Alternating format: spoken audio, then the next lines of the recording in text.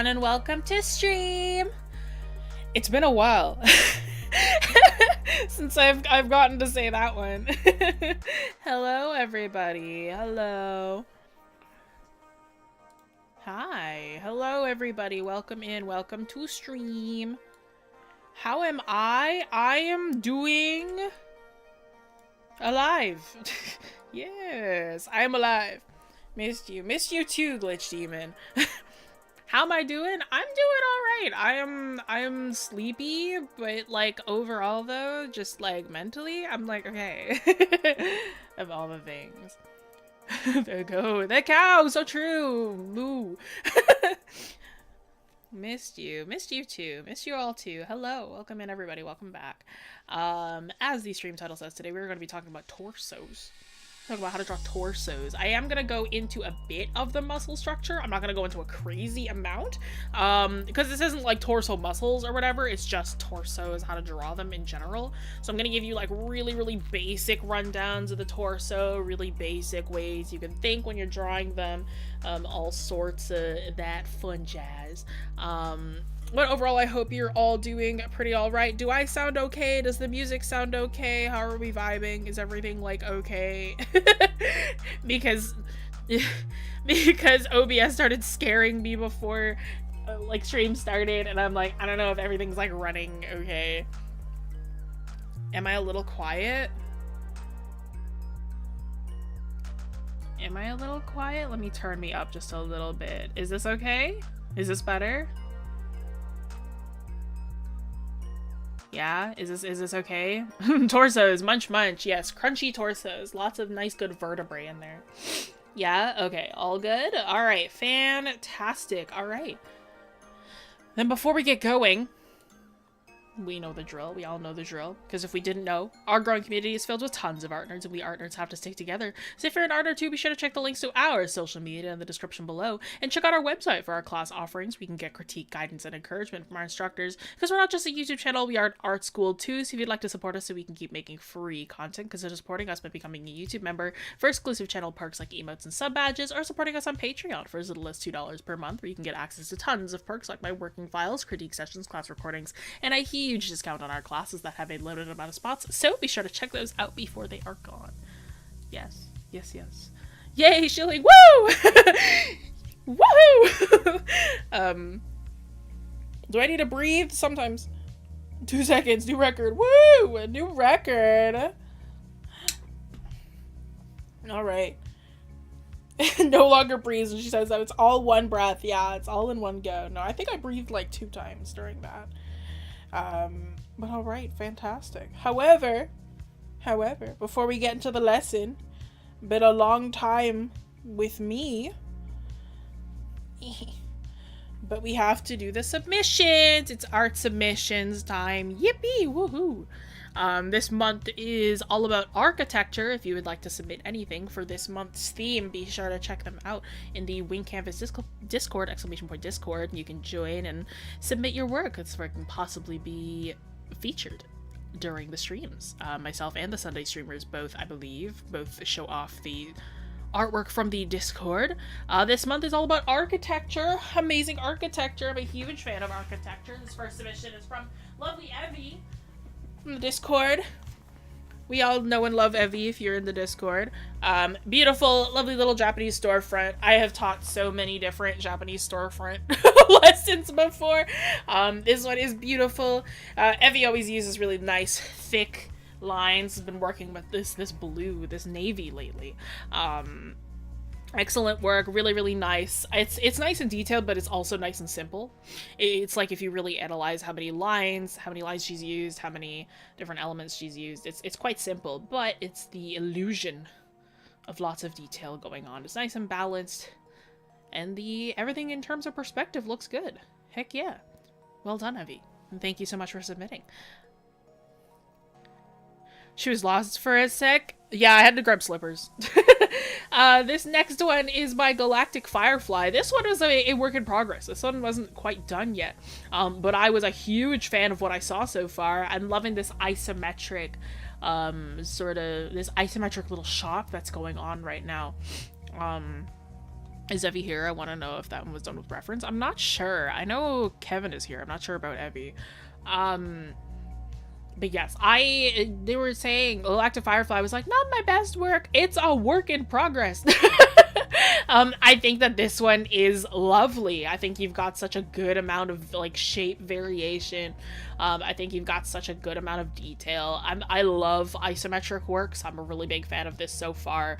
I love all the little details. I love the food stands. I love the like, what do you call that piping? It's like for airflow. I love that going on. I love the different windows. I love the advertisements. I love the like wiring. I love this. I'm loving how it's going so far. And I think like you just keep going at it. I think it's beautiful. Should probably show up as soon as I tag her. All right. But yes, thank you so much for submitting Galactic Firefly. And this third piece is by Rock Lobster. They gave me like 5 different pieces, and I was like, I like all of these. I think they're all really good. They did show like send some like work from like they said like first year uni, and then like this year is what they've been doing more so. I loved one of the first year pieces, but I figured that they might cringe at their old work, so I chose one of their current ones. This is amazing. I love the just single spot of red, really like making you force your eyes to that one character. This perspective is to die for. The composition is to die for. I love the framing of all the buildings and this one person's like sleeve and like the light pole that kind of like helps center in on that one character. This is gorgeous. Excellent work. Well done, well done. And again, it's one of those ones where it's like it gives you the illusion of a crazy amount of detail, right? Like if you look at those buildings to the far right, you can tell they're done with 2 shades. Technically it was done with one gray and a white, and then that gray was locked and they just added a bit of texture and boom, they're good. They got it. This is a really good example of playing with values and a really good example of separating forms with just straight values and nothing else, and you have done that excellently. Well done, well done. Yeah, it's a really good car. I can't draw cars to save my life. This is amazing. You've done a great job. Well done. Thank you so much for submitting. And thank you to everybody who has submitted so far for the architecture streams. Be sure to go back and take a look at everybody's work if you have not checked them out yet. Thank you to everybody who has submitted for this week's art submissions. Architecture will be running for the rest of the season, the rest of the month, and then come January, come the new year, we will be having a new set of art submissions. So thank you all so much for submitting. Okie dokie! It's time to actually get to the drawing portion of today. Time to get to the lesson-y portion of what we are working with today.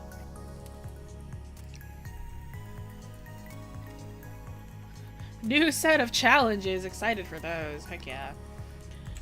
Alright, torsos. Okie dokie. Let me just save this file really quick before I move forward. This is stream 97 that you guys have had with me. Stream 97 not including the like roast streams. It's definitely been over 100 by now. 97 of the lesson-y streams. Okay. Give me a stretch. This is lesson number 3 I'm teaching today. I am excited, as the kids say. Wow. Alright. So, torsos. I'm not going to do much writing today.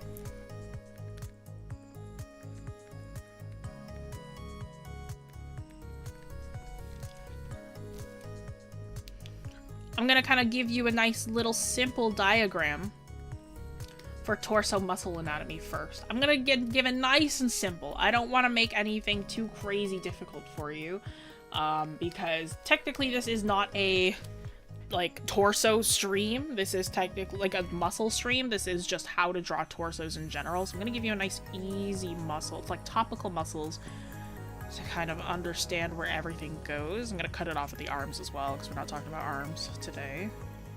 I'm also gonna use the reflection because I'm lazy.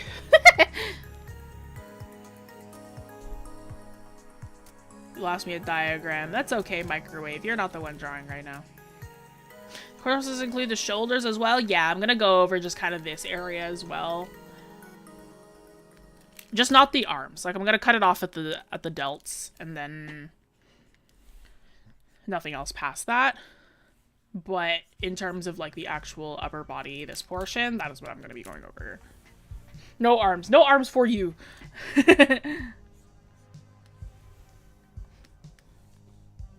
If you want an arm stream, hey, request it. I would be glad to do the appendicular skeleton.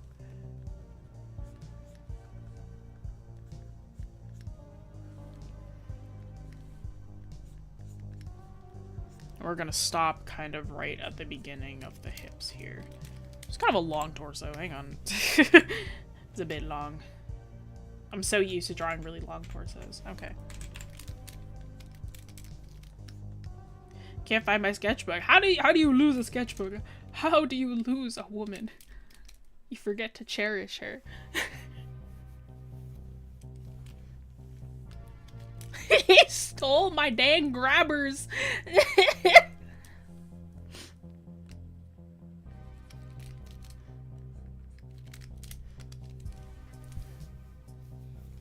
Okay. Let me...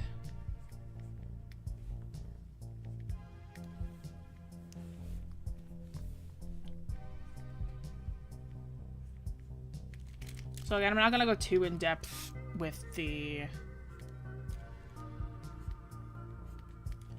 muscle portions of today.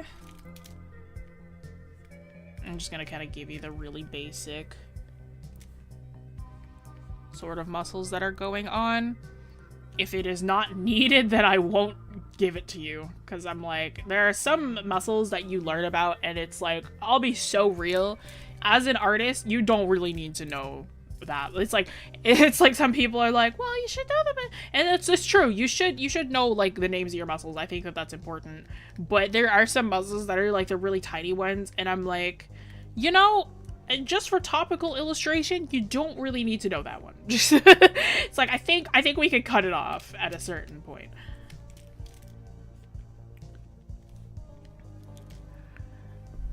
Yeah, the infrahyroid muscle group is cool to know. It's a nice little party trick, but I'm just like, I don't think it's that necessary. So I'm not gonna go into the nitty-gritty. Just allow me to draw this really quickly.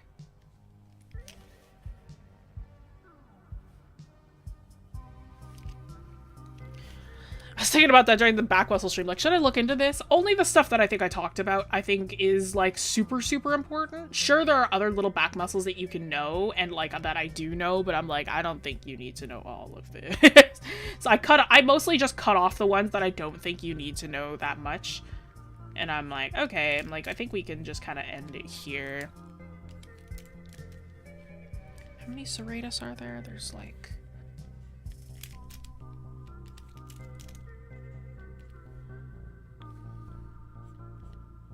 It's like 1, 2, 3, 4.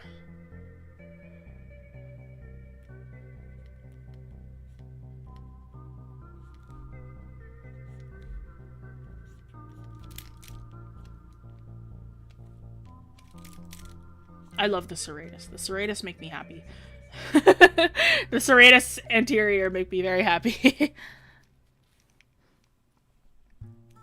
3 or 4. It's 4. It looks like it's 4. I definitely don't have a diagram open to the side.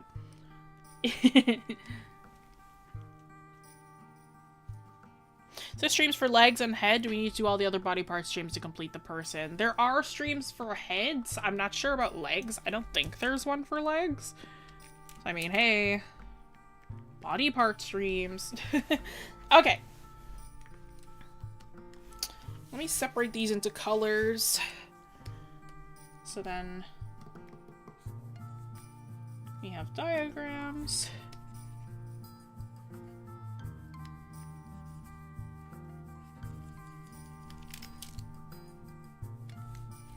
Again, I'm only highlighting the really important sections.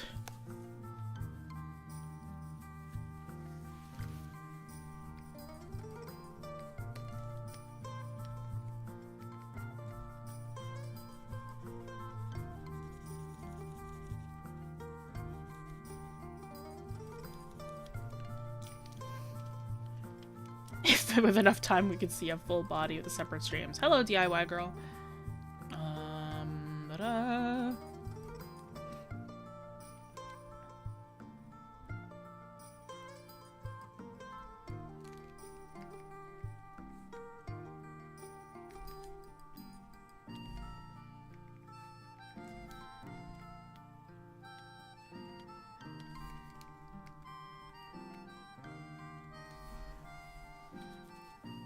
Music is groovy. Yeah, man.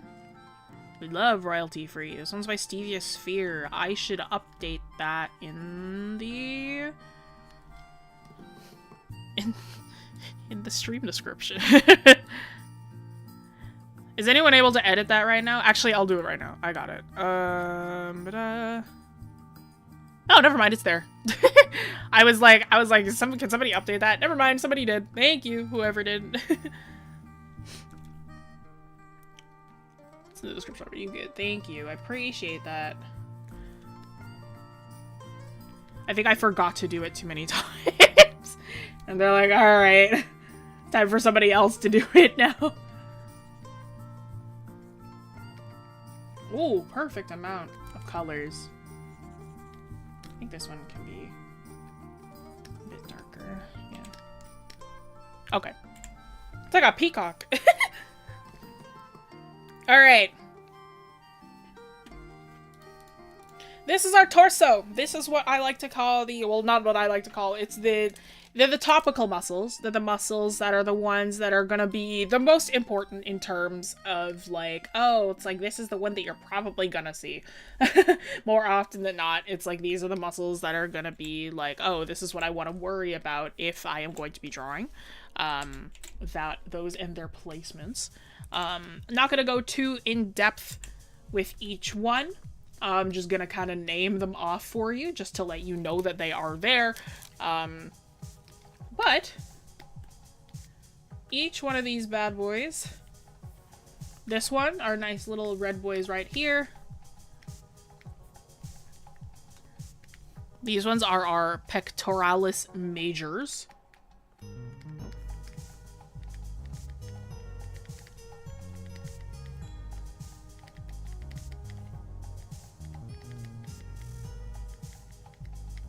Or our pecs.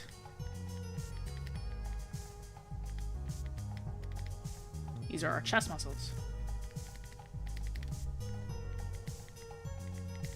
Right, so our pectoralis majors, our pecs, those are our chest muscles, the ones directly on our chest, right? If you are breast haver, those are not your pecs, that is fat that lays on top of your pectoralis majors. So if you are not a breast haver, you can just like slap your hands on your chest, those are your pecs. Unfortunately, breast havers, we do not have direct access to touch the pectoralis, so we have fat that lies on top of it. This is our pectoralis major. These fun little stomach section guys, breast havers, yeah, man. These are our rectus.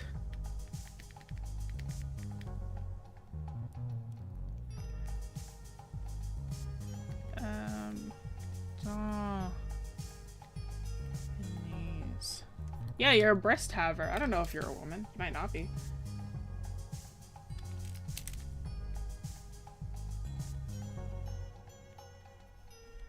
You could be a human who is a breast haver and not use she, her pronouns. That's not up for me to decide. The rectus abdominis. These are our abs. Stomach muscles.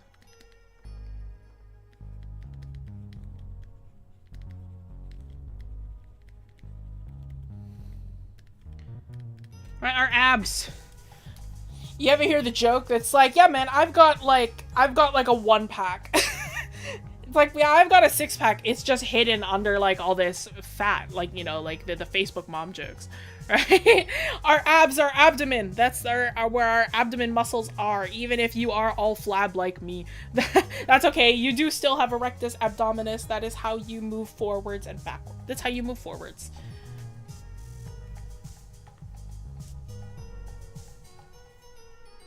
These fun little guys. I like them. They're my favorites.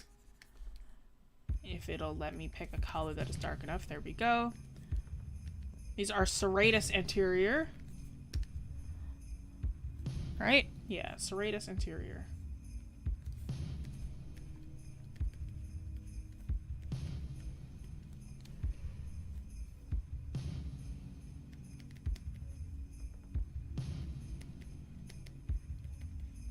If you've ever seen those, like, super muscular people that seem to have this strange, like, serrating muscles on the undersides of their arms, like, kind of on either side, that is your serratus.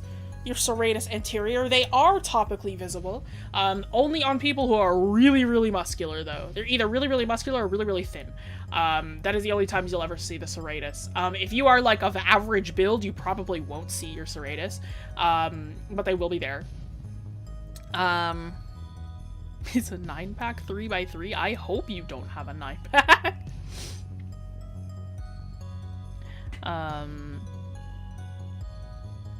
The part of the torso that gets me is the back muscles between the shoulder blades and the lower middle back.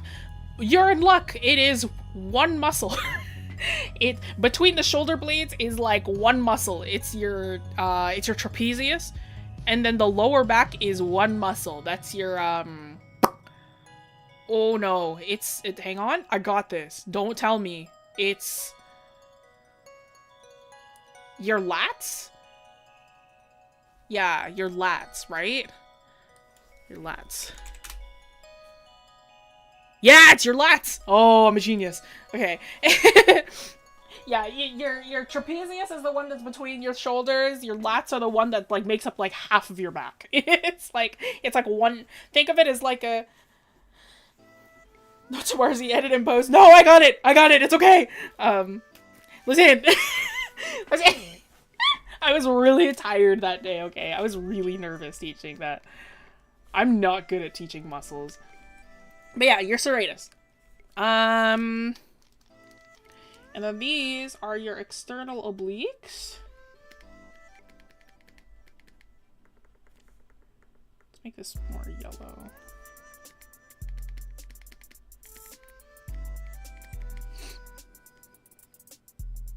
Lats and traps were confused. I always forget them. It's like, because the traps are up here, right? Your trapezius is this big muscle that's up here that kind of goes around to your shoulders.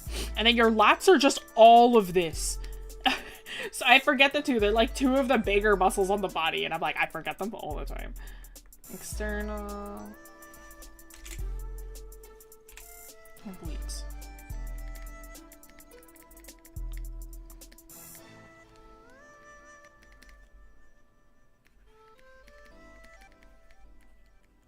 The external obliques, if you've ever heard a man say that he's got, like, the deep V, that is what an external oblique is. If you've ever seen a really muscular person, right, and you see, like, this person is, like, drawn like this, and then they've got, like, this, like, cutting thing before you get to, like, the lower abdomen, like, right here. It's kind of like that cut between, like, the abdomen and, like, the legs. This is your external oblique, because the oblique is, like, right at the edge of, like, a bone where no muscle is.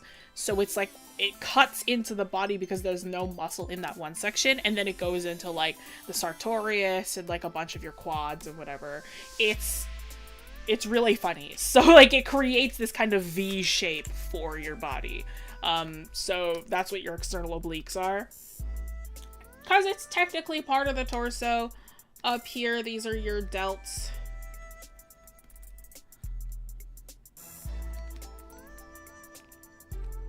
Your deltoids. Your shoulder muscles.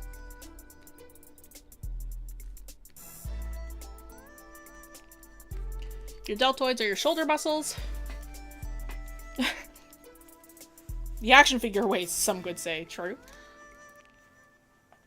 I can now say what I'm intentionally removing stylistically in my future mech designs. Don't remove the deep V! The deep V is so satisfying to draw. The elusive V thing. That doesn't sound pleasant explained. What, like, where it cuts off? It's just because it's like your aces is right there, so it's like It's a ligament. It is a ligament that separates the two muscles. Don't worry, it doesn't hurt. Everybody has an ACEs. These are your traps up here. Your trapezius.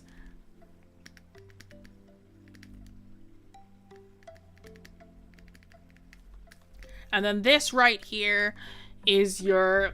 You ready for this? This is your sternocleido... Cleidomastoid. Say it with me, everybody. Your sternocleidomastoid. Your sternocleidomastoid. That's those fun little muscles on your neck when you go E, right? You can feel it. You can feel it flexing when you go E. Right, if you've, I assume a lot of you have seen the back muscle video. So now you can properly see the sternocleidomastoid when you go E.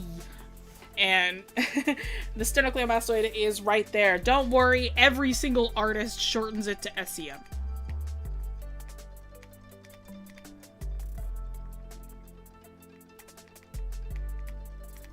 These are your neck muscles.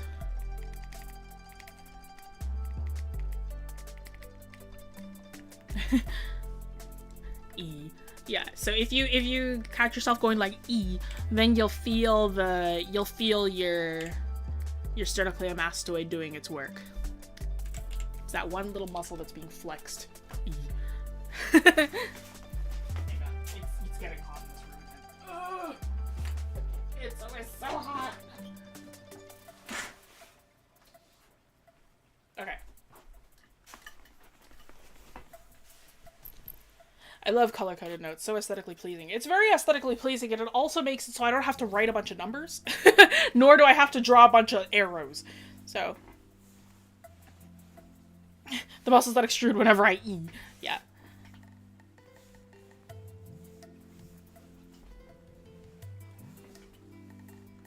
Is Dracula's favorite muscle? No, I think Dracula's favorite part is the jugular. I think there's like a proper vein that's on your neck. I don't know what it is though. But yes, so these are the kind of muscles of the torso that are like actually important. So these are the ones that you probably want to know in terms of like, actually I drew my obliques wrong. Give me a second. I realize I drew them not excellent. Hang on. There should be more here. Ooh. Yeah, they should be doing this. That's fine. E. There we go. Yeah, they should be farther down. Carotid artery? Sure. The carotid artery. Sure, I did. I'm an artist. I'm not a scientist. I know my muscles, and that's about it. My muscles and my bones. Right? So these are the muscles. These are the muscles of the torso that you're probably going to want to pay attention to, right? The ones that will probably be there when you're topically illustrating. Right? Of course, we're not going to be drawing every single one of these muscles when we actually illustrate the torso. So,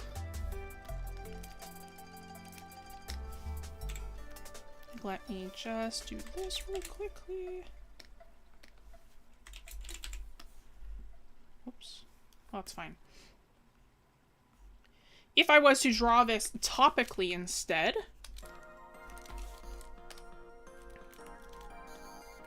where we don't really see any of the color, or we don't really see any of these sort of muscles like that.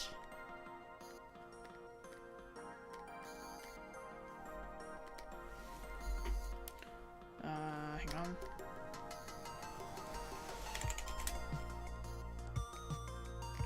I don't like having it so I can't, like...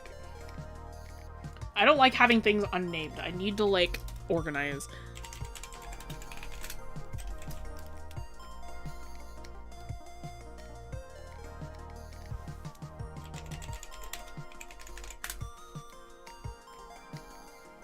So let's illustrate something topically.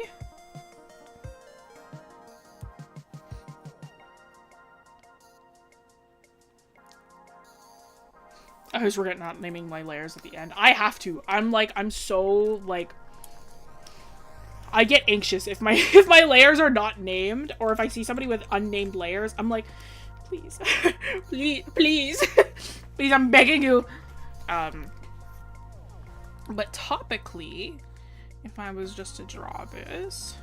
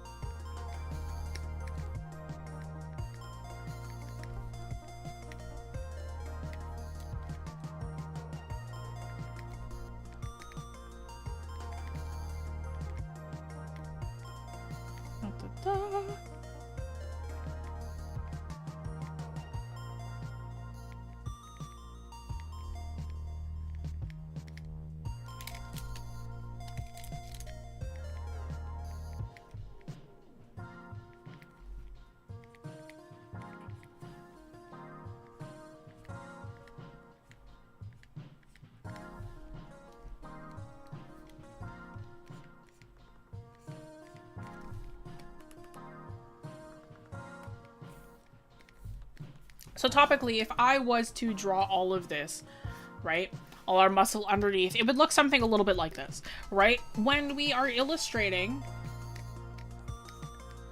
our muscles, right, understanding what is underneath will allow us to understand how it lays on top of the body as well. I've had several students, many students, exclamation point classes, who will draw this kind of shape right here on the neck and not really know where it goes, or draw this shape on the neck or like around the neck area and not really know where it goes, right? This is the sternocleidomastoid. It's our SEM. This is our collarbone. I didn't go over it, but it's our collarbone, right? And then our pectorals, right? And our abs. And these funny little shapes on the sides are serratus anteriors, right? And then our funny little hip dips right here, which are just the external obliques touching the inigual ligament, which helps us separate our torso from our, like, pelvic area. But yeah, so generally when we are illustrating, like, our muscles on top of a person, these are the kind of topical ones that become pretty important. Not too much other than this is, like, super, super important, I would say. It's like, these are the ones that you want to know. And then again, we did do a back stream, so like, if you want to know the back muscles, I did talk about the topical ones over there as well. See, I'm like, do I trust myself? Here, have a fun little Jessie secret. I am far better at teaching bones than I am muscles. I trust myself with bones a lot more than I do with muscles.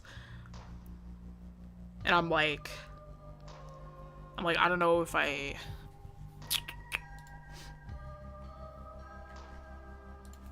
Hang on.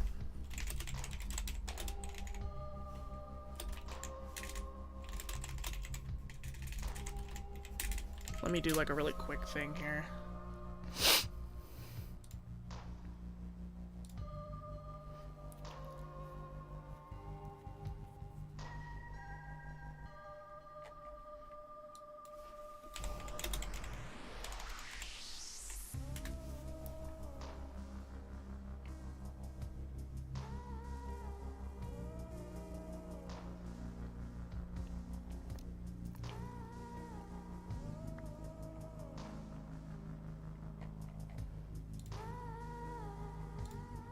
Do not mind me. I am definitely not doing some last minute, like, should I teach this? Should I not teach this? Have any advice what to do when you have an RSI, how to avoid it in the future? I've been having it for 3 months now. I can't draw. I apologize. What's an RSI?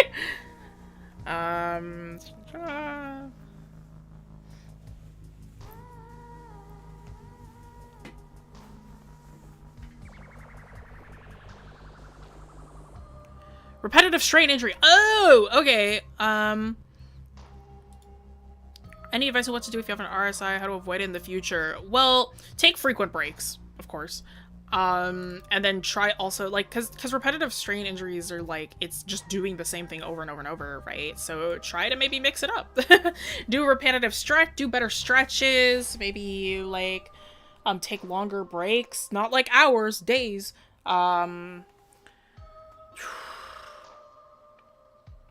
We have a thing up here called a salon pas. I don't know if you guys have them wherever you are. It's like a fun little like topical thing you can place, which helps relieve tension in muscles. I love them. Maybe either go to physio or go to chiro, depending on what the strain injury is. That kind of thing. Slight issue. Most of my male characters are snatched waist havers. How would I work with that while still being anatomically correct? You know, just like, don't worry, my guy. I got you. It's easy. Just trust me. You keep all the muscles in the same place, and then you just do a little boom. a lot of the men that I draw also have snatched waists. Don't worry. It's just, you just keep all the muscles in the same place. You just move them closer to the center. Also not overdo it. Well, that's a stylistic choice thing. Seriously, yeah, no problem. I draw for hours at a time and I've never once gotten sore. You must be a kid. If you are older than the age of like 17 and you can still say that, you're lying. Don't tell me your age. Nobody tell me your age. Nobody tell me your ages in chat. We will delete the messages if you say how old you are. But it's true. It's like you're probably young. I'm just saying, don't overdo it. Don't stress yourself. Like don't do it just because you don't feel anything, because you will feel it as you get older, because your bones will mature and your muscles will mature. So just saying, like, I have an age but I forgot it.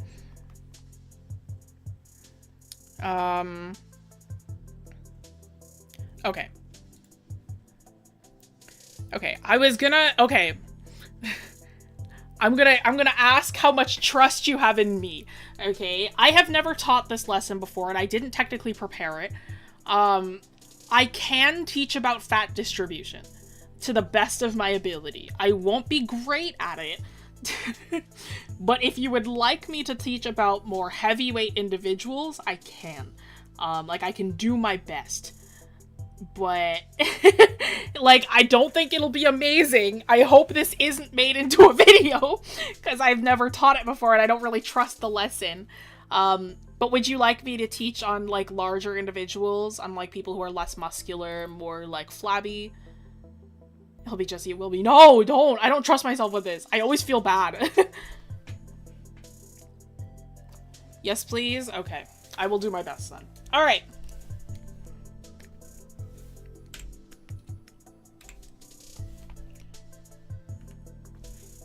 Let me make some notes for you guys then. Skeletons can't help you now. No, this is something called fat distribution. And it's something that I've never studied. It's something that it's something that I've kind of just visually picked up on and I know I can do. But I'm, like, not great at teaching it is my biggest issue. So, thank you. I'll do my best.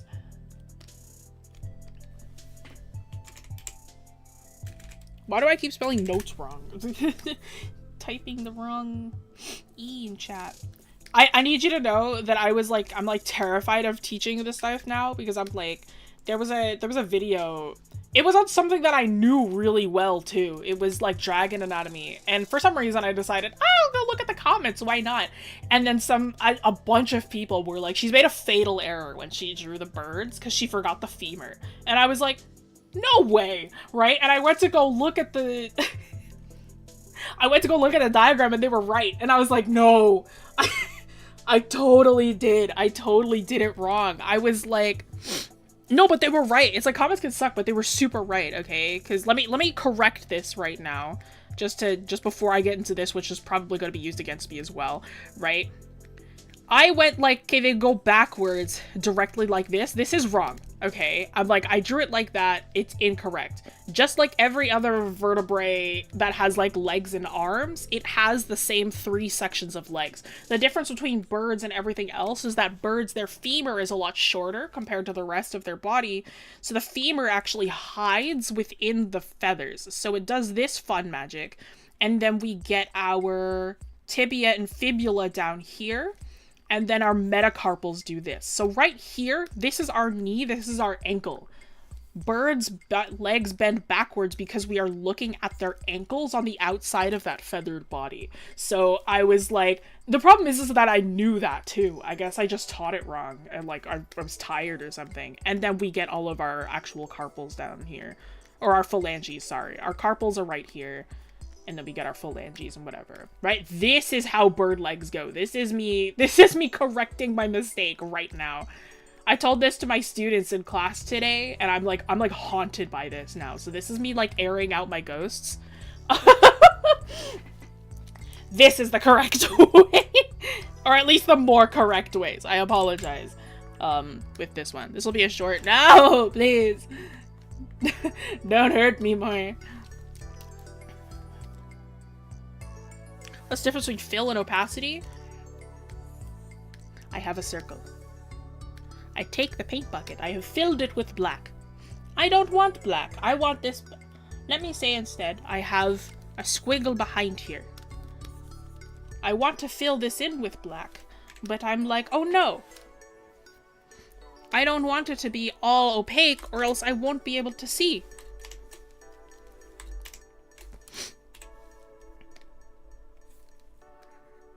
I fill in the black. Stop it. I fill in the black, but I'm like, oh no, I want to see the squiggle behind. So I lower the opacity. There you go. Simple as that.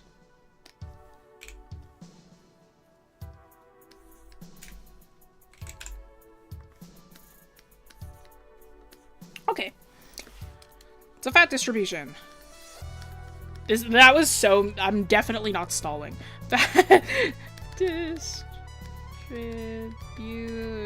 I'm also overheating. Let me take off this sweater.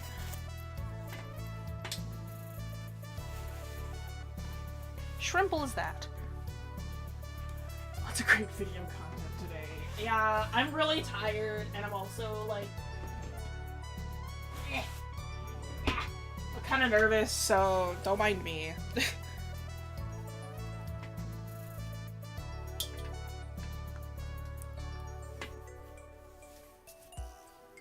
The best teacher we could have, honestly. I don't think so, but I appreciate the faith in me that you have.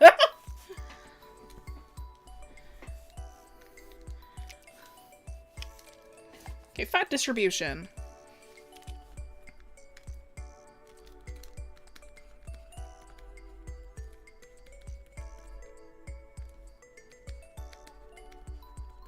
If I remember this correctly, distribute on top of muscle.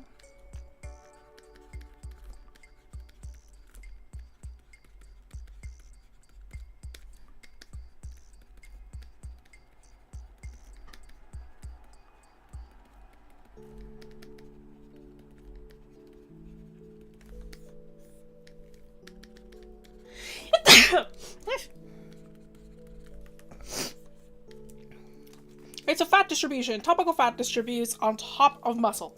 Right, fat has weight. The more there is, the more it sags. Thank you.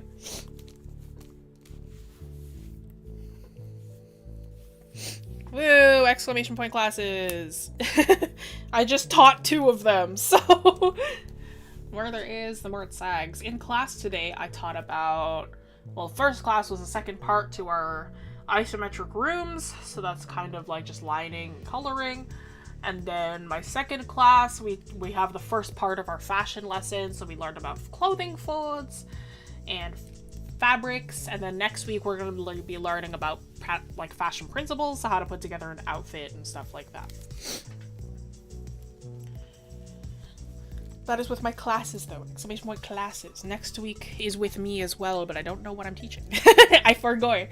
Fat has weight. The more there is, the more it sags, right? A big problem that I see a lot of people do with fat, especially if they're drawing like heavier weight people, is they will kind of just like draw like circles or like ovals for everything. Don't do this, right? We're not the Michelin man. We're not Mr. like, not Michelin. What is it? Who's the guy?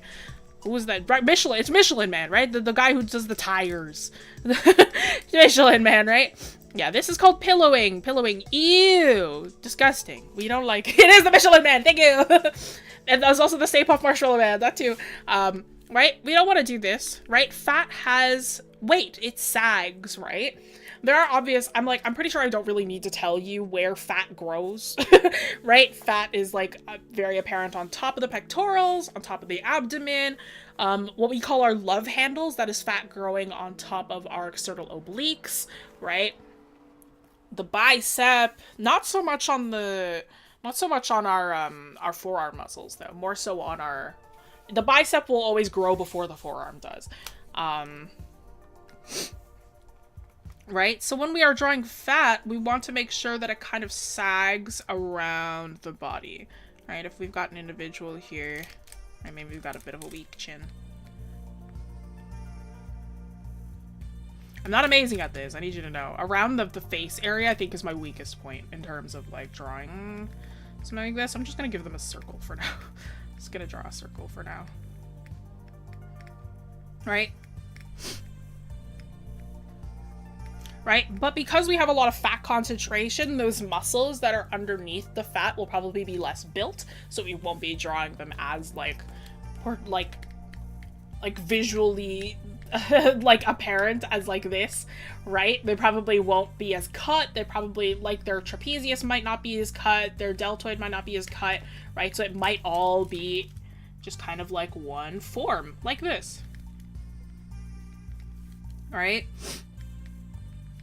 If we've got a bit flabbier around the chest area, or depending on how flabby, right, you can kind of change it. But again, it is fat that is going to fall in a way. And then same with the stomach, right? The stomach sort of folds over. Imagine it as like you have like your pectorals here and then your abdomen here. And then it's almost like there's like an attachment here that kind of grows and like sags as like more fat grows on top of it. Kind of like that. And it's also going to build up around the back muscles and whatever, right? So it all sort of sags over and falls onto itself. It isn't just going to float, right? And imagine, again, breast havers, right? Your boobs are made out of fat. This is fat, right? It is not muscle. Right? And, you know, the larger they are, the more they sag, right? If they are natural.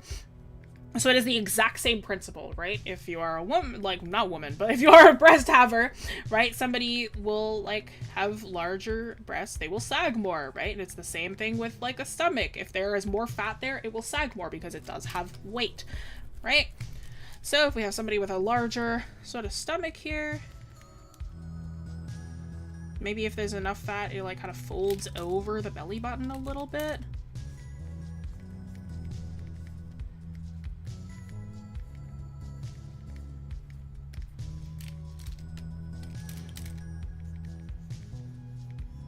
And these love handles, right? Fat around the external obliques. Right? That kind of thing.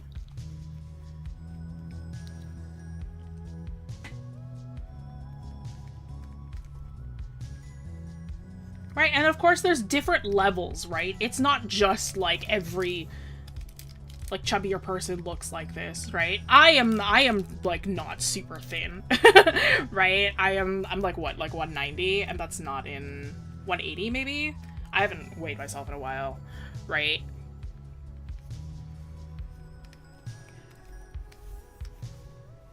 Right, so it all kind of like falls onto itself, right?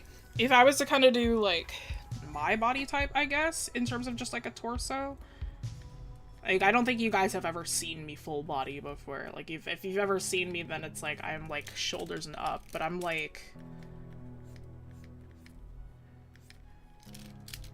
Oh god. I'm like bad at drawing my own body. How's the difference between men and women? It's not. I guess the only difference is just like the chest, I suppose, if you're talking about like real, like I guess like born with very biological differences, but in general, like, it's really not that different. The main difference, I suppose, is that women will build up fat around the legs faster by comparison to men. But in terms of fat distribution, we distribute fat, like, in the exact same places, so it's not like it's that different. But I think fat buildup is a little bit different. Just depending on...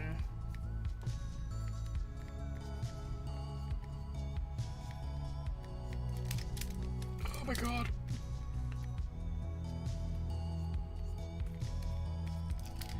You can always tell when I struggle to draw something more than other things because I will need to, like, go over it a bunch of times. My lines are a little less confident kind of thing.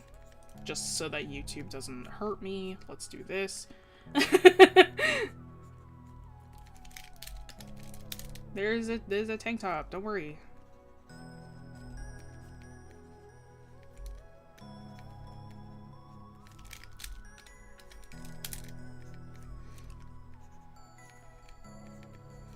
Right? Like, it's basically just figuring out where the fat is distributed, right? It is different per person as well. Like, some people might have more stomach fat, some people might have more thigh fat, some people might have more arm fat, right? It's, like, different per person, which is why it's kind of tough to teach, right? And then it's, like, it is also just based on observation.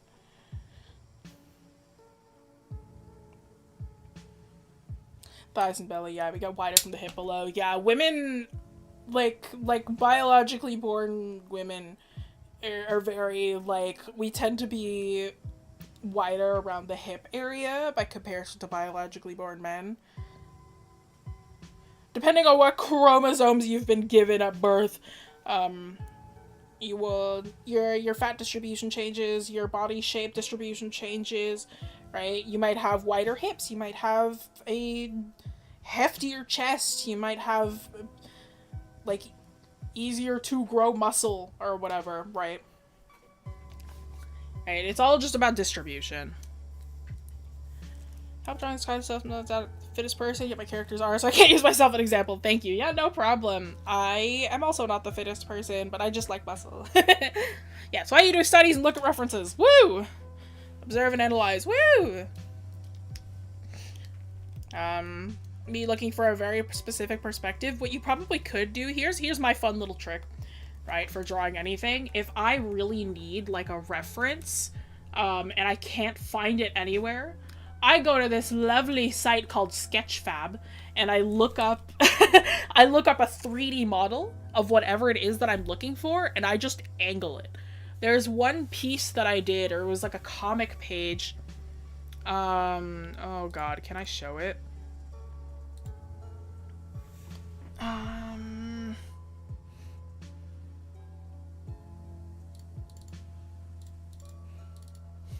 It's, like, fine, right? It's, like, completely fine.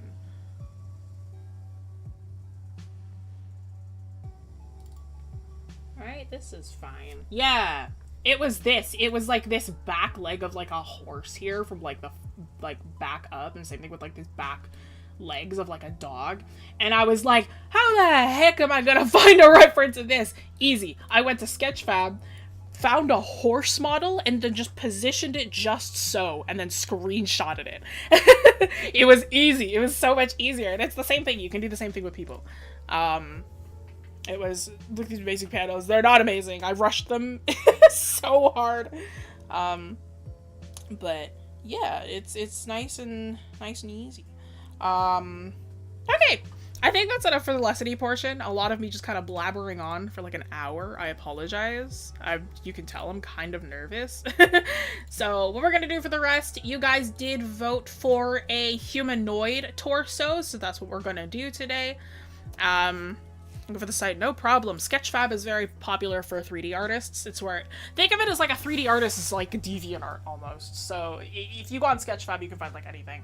And if you're lucky, you might, some Sketchfab artists offer up their STLs for free.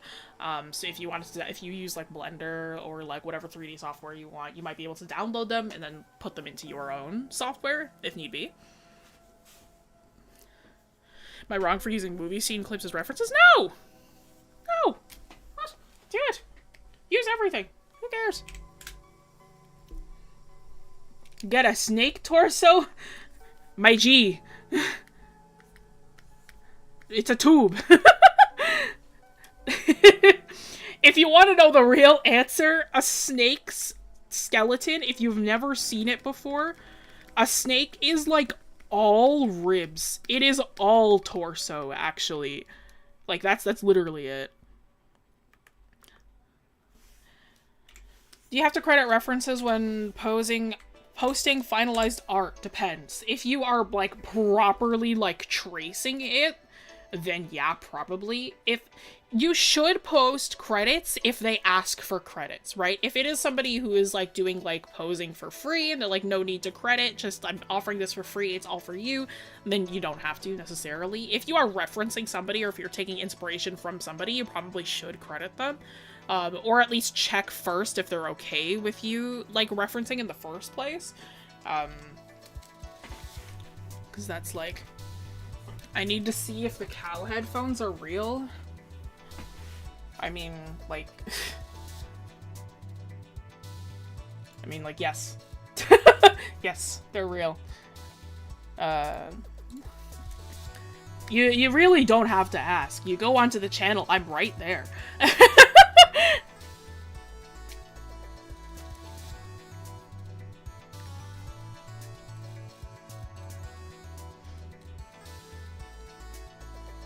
What if it's like Pinterest where you can't really find the original creator? Copy, paste, tin eye, reverse search.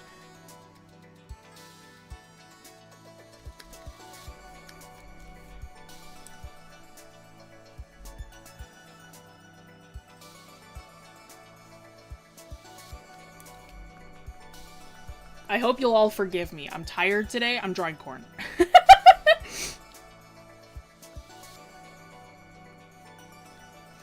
He got a redesign, so like he got a new outfit.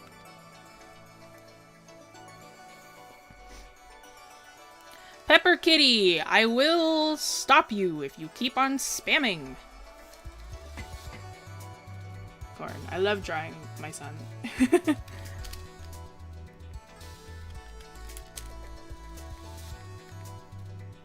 Corn or corn with a C, like the food. I love it when people spell corn with a K, because they're like, it's gotta be cooler than just the food, right? No, it's not. Technically, Corn's name is Mona, but... like, he just switched back to using Mona, so everybody still kind of calls him Corn.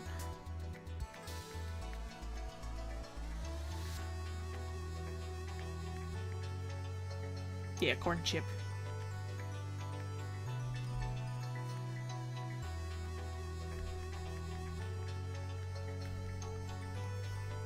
My sweet boy.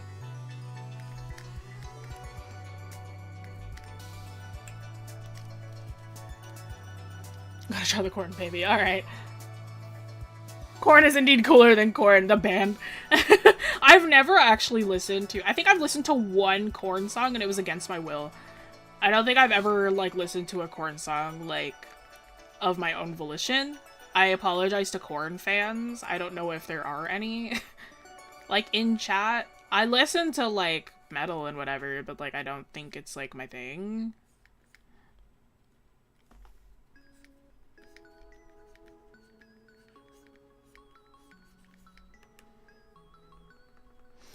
Yeah, Corn's my D&D character. He's my barbarian.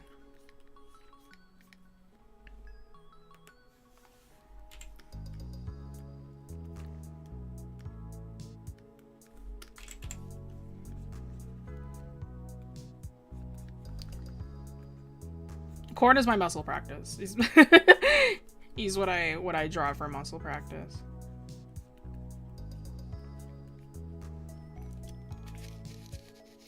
I mean, literally corner of the cob. No.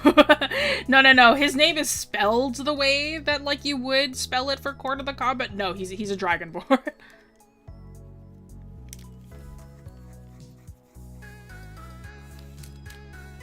Hang on. I don't like this pose. I started a pose and I don't like it. Let me just... I love doing that. It scares people. It's like, wait, you just deleted it! I love doing that. It feels great. Dragonborn or Dragoncorn? Ah, I get you. D&D character's also a Dragonborn. Let's go!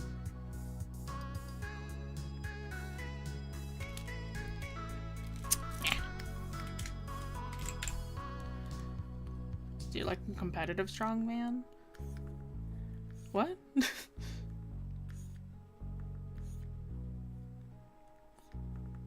It's D&D a game? Yeah, Dungeons and Dragons. Dungeons and Dragons. It's a role-playing game.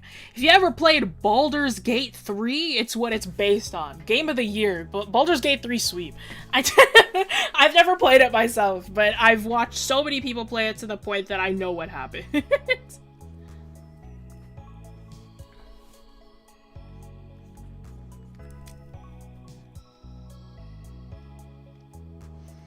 I did play as Dragonborn. Dragonborn are pretty cool. My next character is gonna be a Warforged.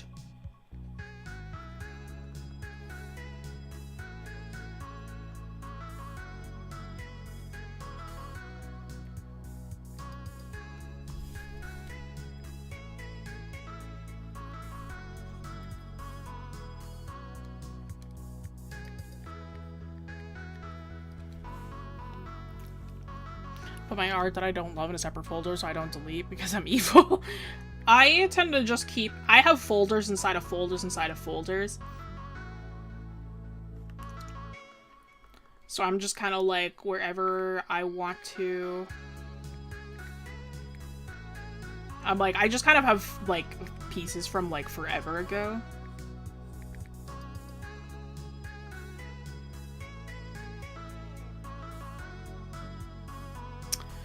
Man, I start drawing and then I don't like what I draw, so I'm just like, let's try that again.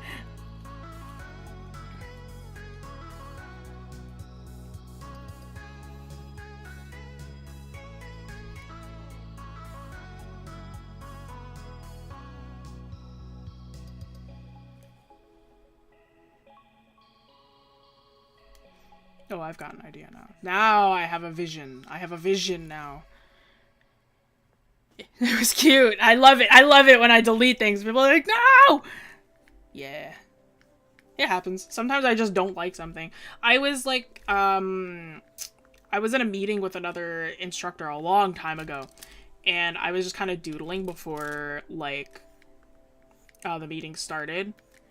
She was watching me draw, and, like, I was like, yeah, I don't know. And I was like, oh, I don't like this hand. And I was like, or no, I liked the hand, but I was like, oh, the hand is wrong. So I, like, deleted it. And she was like, oh. And I was like, what? What's going on? And she's like, that hand was so good. You just deleted it. I was like, yeah, because it was in the wrong position. She was like, you couldn't have, like, salvaged it? You couldn't have, like... And I was like, no, man. It was in the wrong pose. It was in the wrong perspective. And she was like, oh, it was so nice, though. Does Dragonborn mean? They are dragon humanoids. Their lineage is of Draco blood. I know that rules as written, Dragonborn are just dudes with dragon heads, and I think that's the most boring thing ever. Make your Dragonborn interesting. I don't care.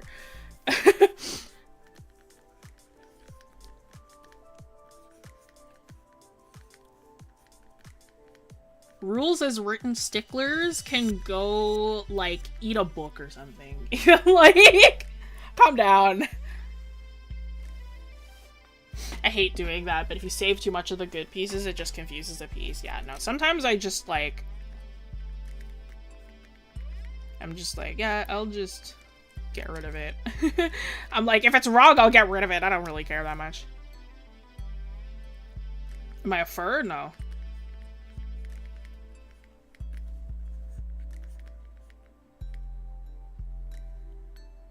It's a good box, why throw it away?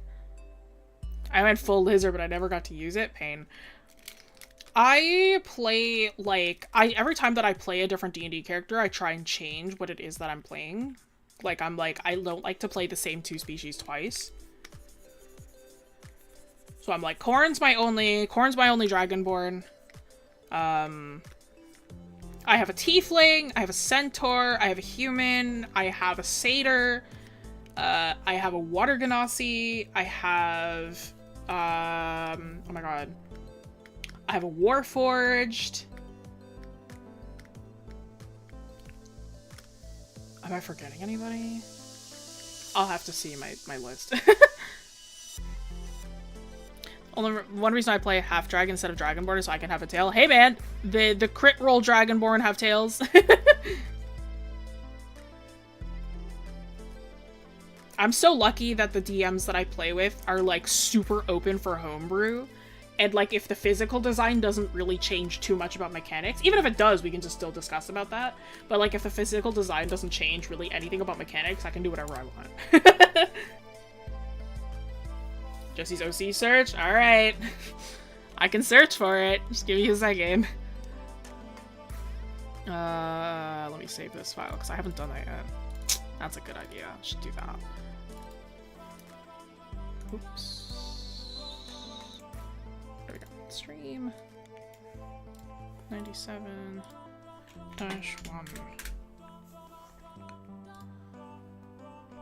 Baldur's Gate gave Dragonborn tails. Give them tails if you want. I know some rules is written. People got so mad about that. And I was like, calm down. It's cooler. Calm down.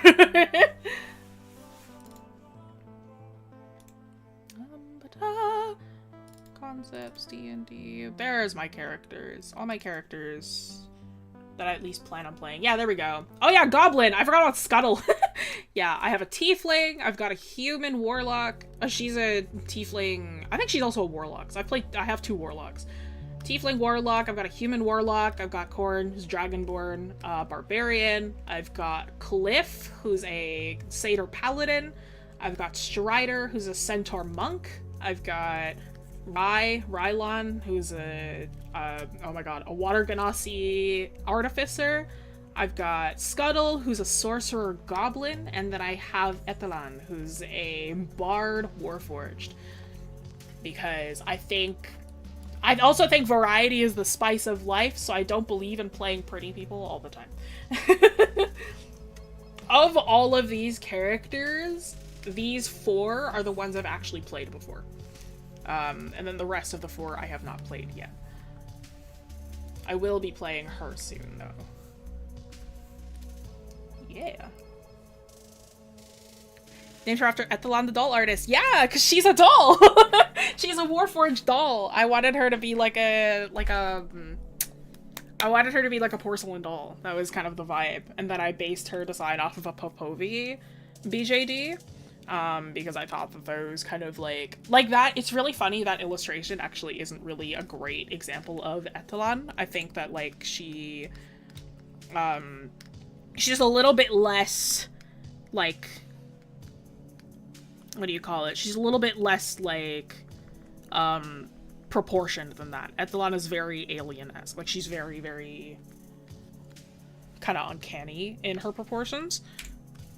Her neck is a lot longer, the torso is really long, neck is really long, kind of thing. D&D digital game? No. You play with people. You can play it online. I play through, like, video calls, but it does require, like, people.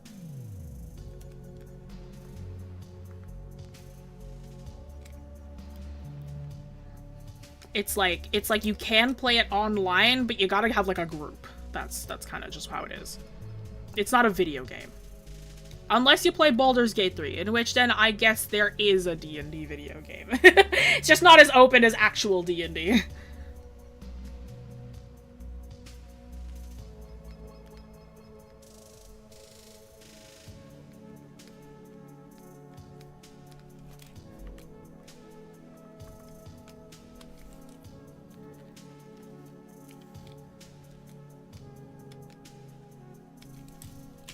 I did hear about Neverwinter.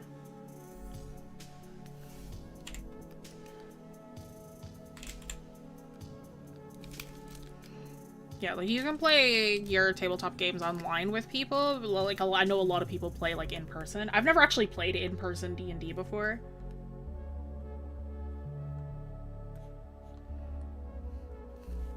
Human interaction is scary. Not usually. I like interacting with people. I'm very social.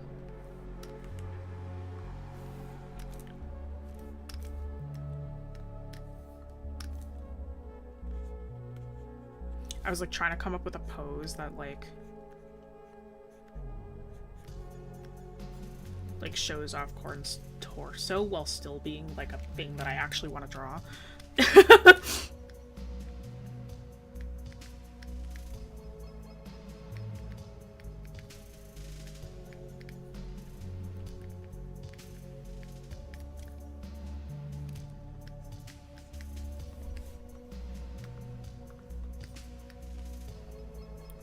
Better not be a Korok under there.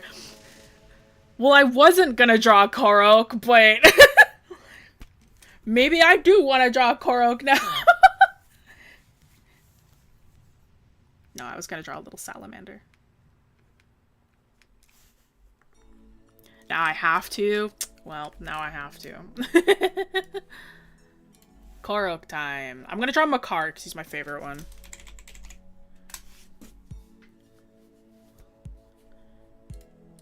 Makar.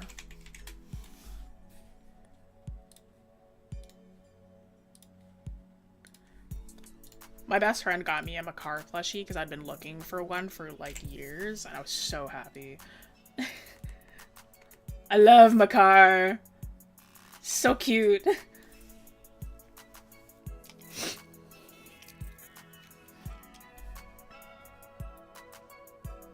Yeah.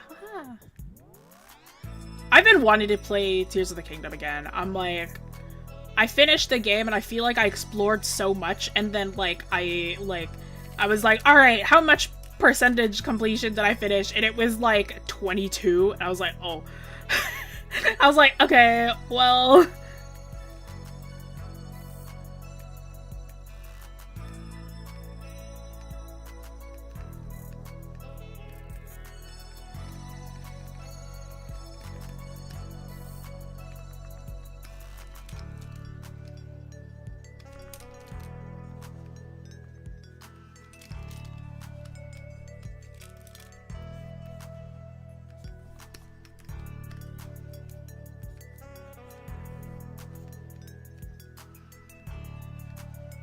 Now, Corn is a Dragonborn, the way that, like, but I also wanted him to look muscular. So what I did was I gave him, like, belly scales that kind of imitated the look of abs, rather than actually give him abs, because I think that that's kind of funny. So, so he has, like, Corn is, like, strong. He's a very strong, like, kid, but, like, he is still, like, a kid. So the way that I mimic that look is just by giving him, like, belly scales.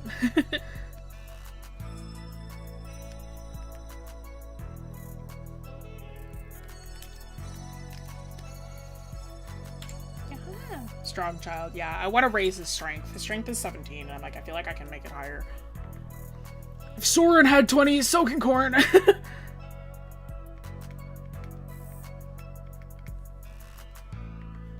Hefty laddie. Yeah, barbarian. You gotta have high strength. High strength, high con.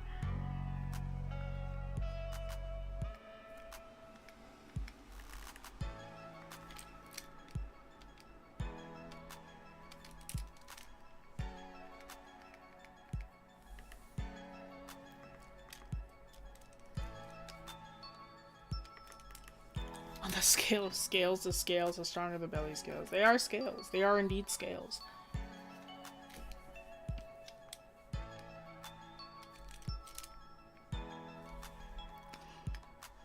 Does he have a belt of Storm Giant Strength? I feel like a belt of Storm Giant Strength. I feel like I want to give him, like, something like that. Like, I want to give him something that gives him, like, higher strength. We're at a point in the game, like, in our campaign where, like, people have, like, our people who support us are, like, giving us items for free. And I'm like, oh, I could just ask for something that raises my strength, but I want a better axe! I'm like, I have a +1 axe, but I want a +2.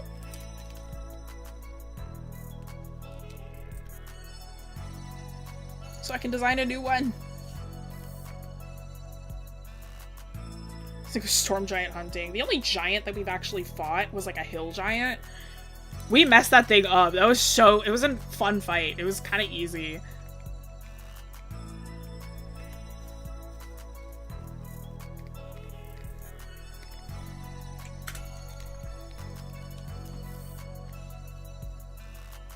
Okay, 45 minutes. That's not bad. Our team nearly died in 2 golems? Yikes. We are silly. We almost died to who we thought was the BBEG, but it turns out he wasn't the BBEG. And the BBEG was one of our party members all along. That session messed us up.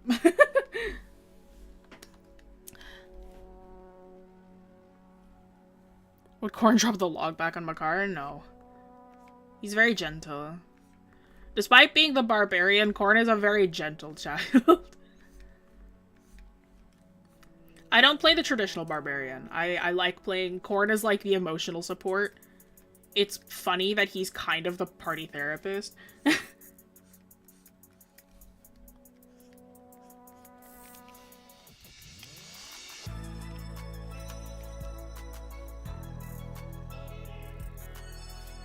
How do you play? I can't... It's so hard to explain how do you play D&D. That's a bag of worms. That's a can of worms.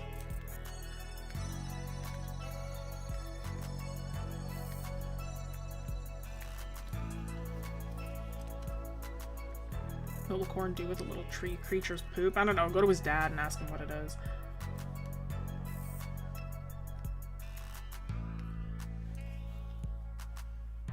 The fresh cut grass of the group.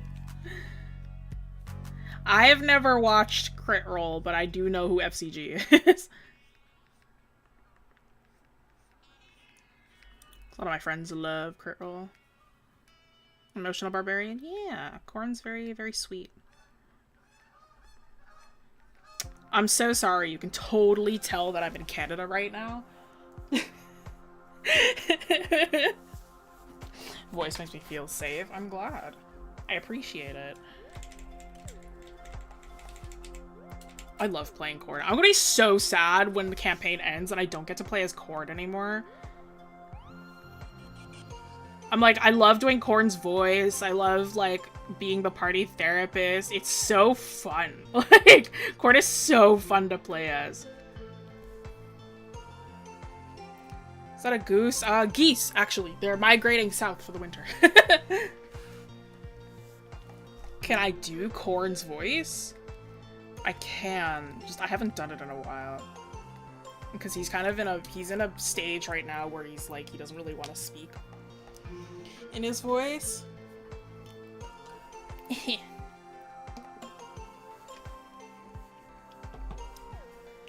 Because it's like me trying to do a little boy's voice.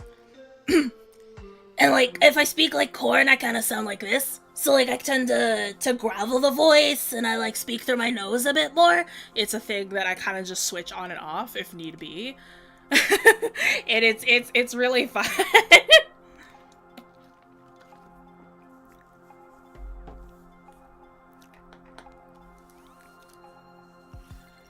Corn does deserve to be a recurring character, perhaps. It's like Ash Ketchum. People said Trunks from DBZ. Some people have said Ash Ketchum.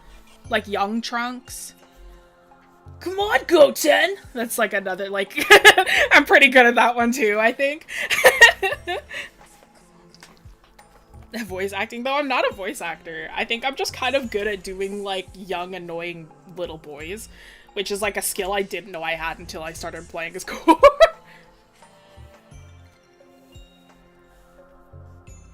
Is he like 10 or something? Corn is technically 17, but only remembers like 9 of those years. So he's like 9. I do sound Trunks. Gohan was really good. Go 10. Gohan is young Trunks, my G. I don't know anything about DBZ. I'm so sorry. I know the only things I know about DBZ are like my partner made me, or he didn't make me, but he wanted to watch the Broly movie with me, and then he played DBZ Kakarot. So then I got like kind of a shorter summary of like all of Dragon Ball Z.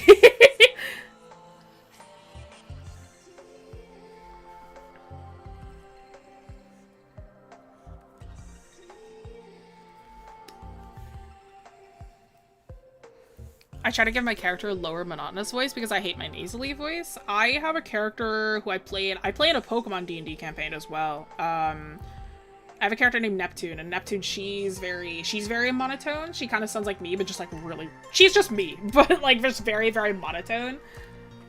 Because it's a Pokemon campaign, all of us are playing as like teenagers, so like Neptune is like 14.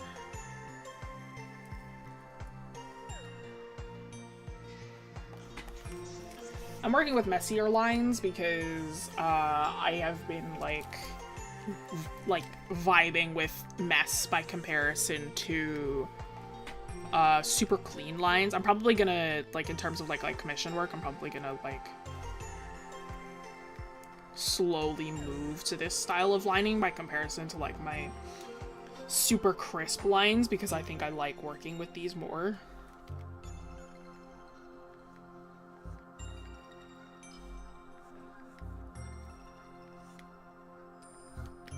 Yeehaw! And we have a naturally resonant voice. That's what music teacher says. And that means you're kind of loud. It means your voice is able to be thrown.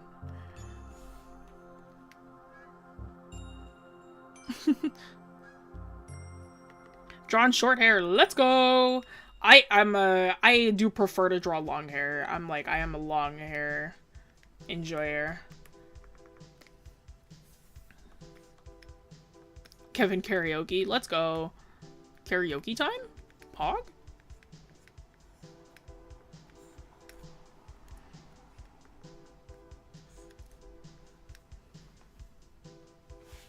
Why does my tablet sound like paper? I don't know. Does it? I don't know that. I guess it's just like the texture of my screen. I work with a Cintiq companion hybrid, so I'm like, it does kind of feel a bit papery. Me singing. I used to take vocal lessons. I used to sing a lot. It was like, I used to perform a lot when I was younger, and I'm like, I don't do that anymore. I'm like, nah. Not for me. I sing mostly in cars now. Long hair can hide details and add style, so yeah, long hair is best hair. My hair is, like, so long. My hair... If you want to know how long my hair is, I cannot wear, like, any kind of pants without my hair getting caught in my waist belt. So if you want to know how long my hair is, it is, like, I think it's, like, midway down my butt is how long my hair is. I've been in musicals once I realized singing and I don't mix. That's real. I used to love performing. And then I no longer digged it, and I was like, well, no longer. Performance arts, no longer.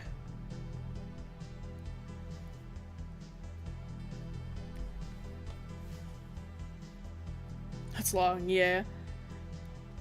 I kept being cast as parts with the least amount of singing, lol. That's so mean.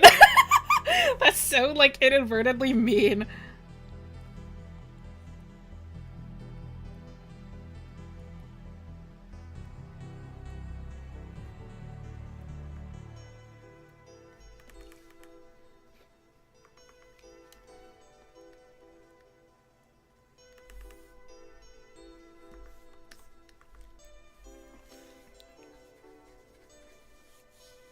We do have a birthday bot, yeah.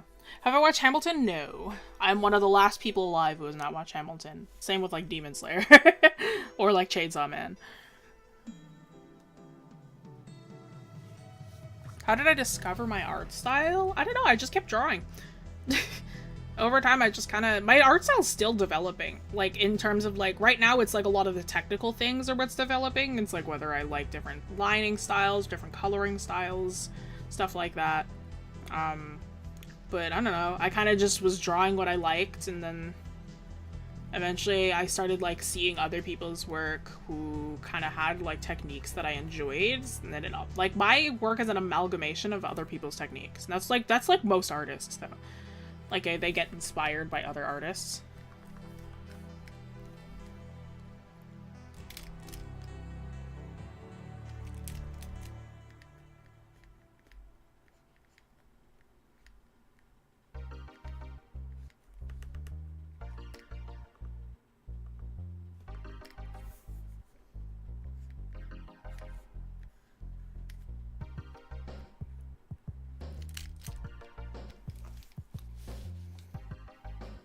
Cavemen who inspired everyone, so true. Our still just kind of happens, you know? Beetlejuice the musical. I watched the actual Beetlejuice movie for the first time this Halloween. I had never seen it before because, like, despite a lot of you knowing me as the lover of horror, I never used to like horror. When I was a child, I was scared of, like, literally everything. I hated Halloween because it was just so scary. Walmart always had the crazy masks everywhere, and it scared the crap out of me. And it was like, I just didn't start liking horror until I was maybe 13. So it's like, I was never like a horror person for the longest time. So I finally watched it for the first time, and I was like, this rocks, dude. So I finally watched it. It's a really good movie.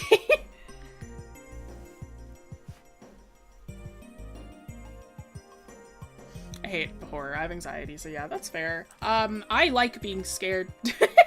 So I'm like, horror and I mix very well. I'm like, I've said it to like my friends who are like my DMs, right? And I'm like, listen, man, if nobody else has any other objections, I want you to try and scare me. If you are going to, you know, create monsters, if you're going to create scenarios, I want to feel fear.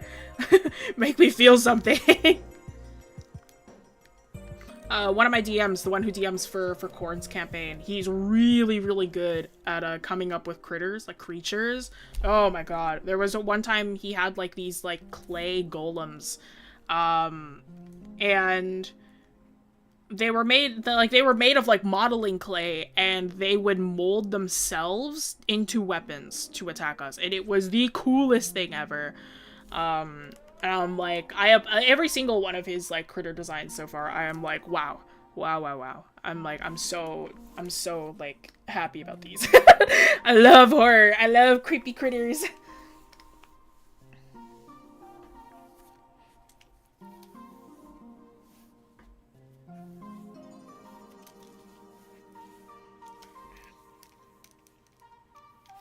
Used to be petrified by the old Willy Wonka. I was the kid who had a panic attack after I saw Coraline, but now it's one of my favorite things. I didn't even try watching Coraline as a kid. When it first came out, I was still in like my, oh, I hate horror kind of thing, so like I didn't even bother. I watched Coraline back in high school when like it had been out for a few years already, and I was like, this rocks. But yeah, no,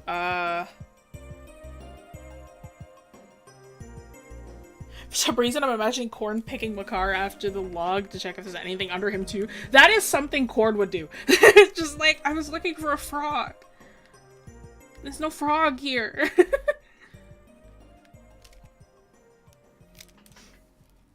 Is Coraline really scary? No, I wouldn't say so. But also, don't listen to me, because I don't find many things scary.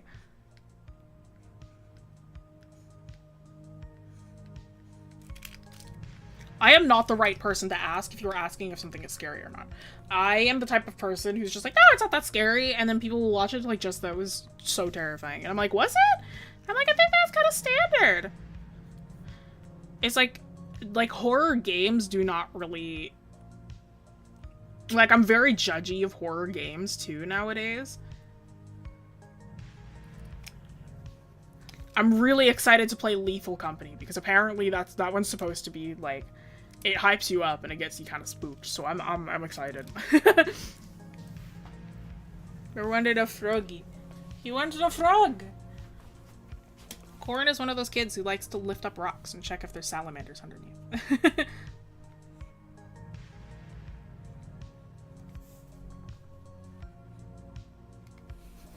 I'm so sorry. You can totally tell I'm in Canada right now.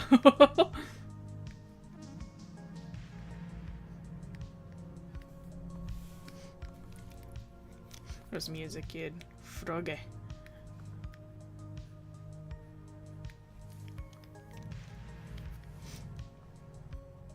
Add a snail on top of the log? Okay. Just give me a second.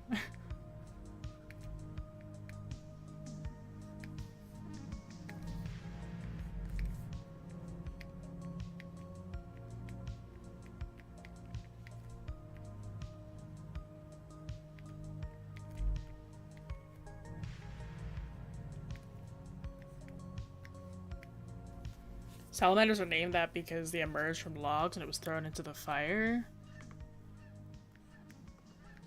Are you for real? I know that, like, salamanders were, like, a fire thing. With, like, mythology and whatever.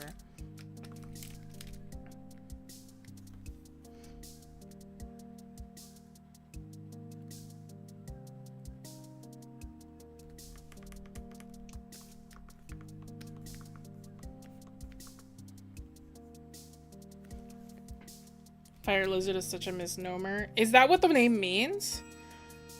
Like snails. I had a pet slug and it melted. Now I have 2 snails. Oh. Salamander think it's true. That's crazy.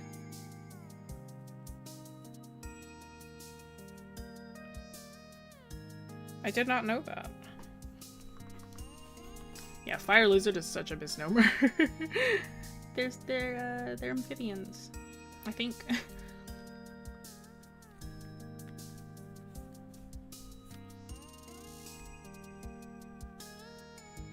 I'm working so slow because I'm so tired. Like, it's already a half hour and I'm not even done lining corn yet. I'm like, ugh. Nice music taste. Thank you. We play the same music every time that I am on stream. It's Stevia Sphere. We love Stevia Sphere in this house. I'm probably gonna update this playlist soon. Just grab more of her music to play.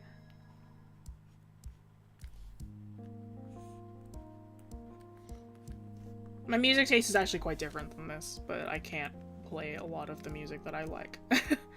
Because it's all copyrighted. Which makes sense. This is slow. This is very slow to me. Usually lines in 10 seconds flat. My lining is usually much quicker. I'm very slow today. My thoughts on cheese. My favorite is feta. I also like smoked cheddar. I really like Swiss.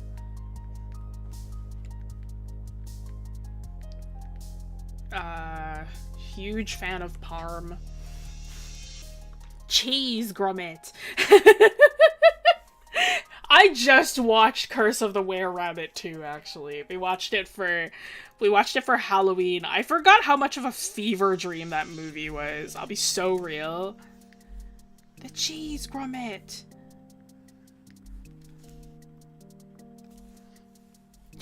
Jessie, I like. Yeah.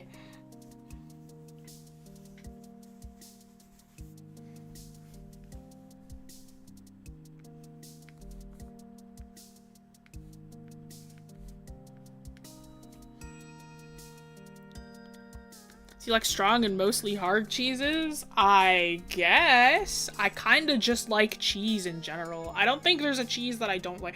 Blue cheese. I don't like blue cheese. Not because it's moldy. Because like all cheese is fermented. It's all mold. If you've never seen the process of how cheese is made, it's all mold. I don't like blue cheese just because of its taste. I just generally don't like blue cheese. But like... I am, like, a big fan of just cheese in general. You put cheese in front of me, I will eat it. I am Wallace from Wallace and Gromit. Cheese Gromit. Also, him not eating cheese and crackers for, like, 3 days and then being able to fit everywhere... like, after not being able to fit anywhere, feels like a lie. I feel like that's a dietary lie. I'm describing a rat. Yeah, Oz, I am. Hi, Oz. Fetta's the best. Feta is such good cheese. I don't have this deep cheese lore. I just like cheese. I don't think it's deep cheese lore. Thanks for those Wallace and Gromit discourse chats. No problem. How was stream, Oz? How'd it go? I have awful taste in cheese. Okay, LM. What is your favorite cheese? I feel like a menace. That's okay. Just accidentally said on my cat. No! Mozzarella is a great time. Brie tastes like soap. That's wrong, but like, okay. I don't like cheese? Wrong. Wrong opinion. Sorry. It's an invalid opinion. It's just not correct. It's fun. I was apparently not asking enough of the bad questions. I see.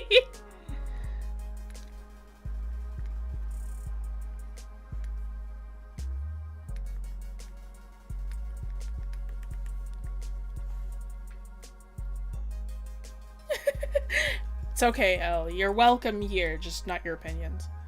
I'm kidding. That's really mean. That has a /J behind it. I apologize. You are welcome here. It's all jokes. It's all love. When did we start arguing about cheese? I don't know. Somebody asked me what if I like cheese, and I was like, yeah, man, I like cheese. And then it turned into Wallace and Gromit, and then now LM has said that they don't like cheese, and I feel like that's the wrong opinion.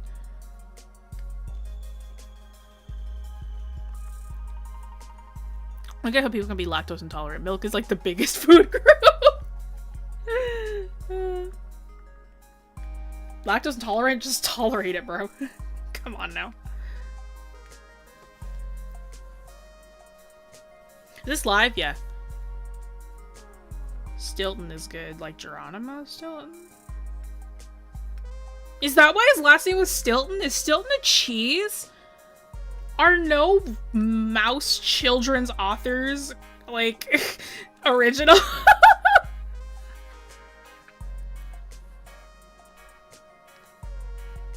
What if you're lactose intolerant? Just tolerate it.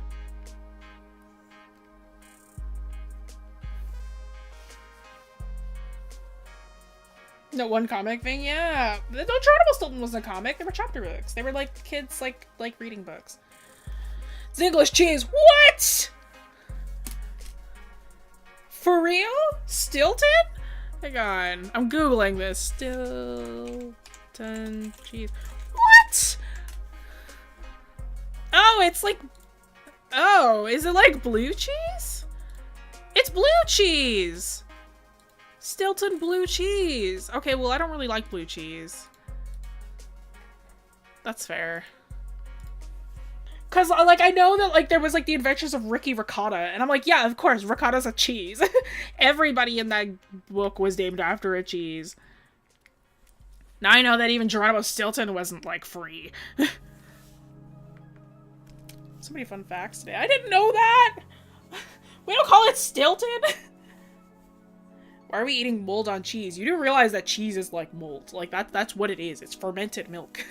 Cheese is just mold. Have you ever seen a cheese wheel being made? It is, like, covered in, like, white mold. Because there is mold that is safe to eat. That's how we eat things. It's like fermenting things for a certain amount of time sometimes. There are too many types of cheese. I should change that. You can only have 2 cheeses, yellow and orange. That's real. Orange is the more factory-made stuff. Unless it's like cheddar. Actually, no. Some orange cheddars are so plastic. You ever had American cheese? It's so plastic. That's apparently what it's called. Like Kraft Singles. Plastic. So plastic. Penicillin came from mold. Yeah. Cheese is solid milk alcohol. Yeah. American cheese, quote unquote. What about white cheese? I don't know. Guess it depends on the undertone.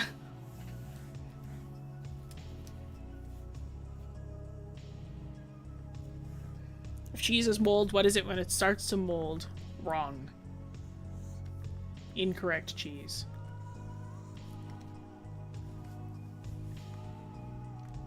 Norwegian brown cheese is awesome, sweet and salty. I don't even know what that is. There's so many different cheeses. Now I'm thinking there's too many cheeses. What? I didn't even know there was this much cheese. Cheese is good though. I dig it. Cheese no longer sounds like a word. Cheese. American weird yellow glossy edible plastic is kind of the worst cheese objectively. Like, it's not even cheese. No, it's so true. Like, American, like, cheddar is just not good. I love, like, sharp cheddar, though. Sharp cheddar, A+. So good. I love feta so much. I love feta. I love feta cheese. It's one of my favorites. Jesus slowly experience and just don't break down. No longer sounds like a real word. So true.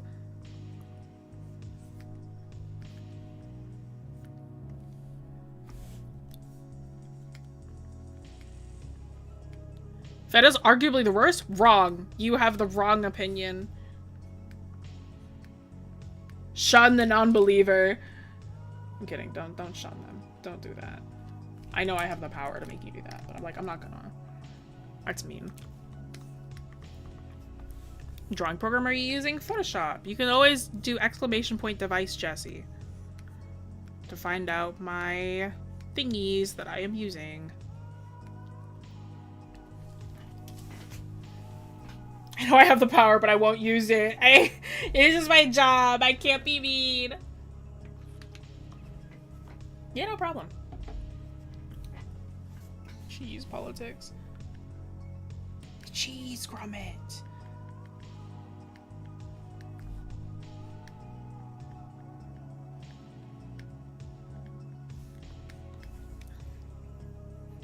Required professionalism. Yeah. It's okay. I don't mind.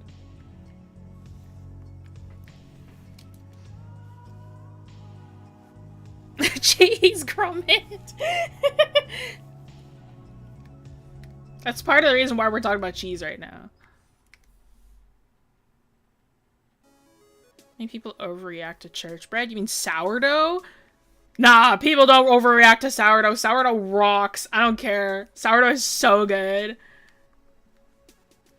Unless you're talking about like the little like plastic wafers, in which then yeah. I love eating styrofoam. It's how I get my intake of microplastics. Communion wafers? Yeah, the communion wafers. Either they're communion wafers or sourdough. It's one or the other. Love sourdough. Sourdough's so good.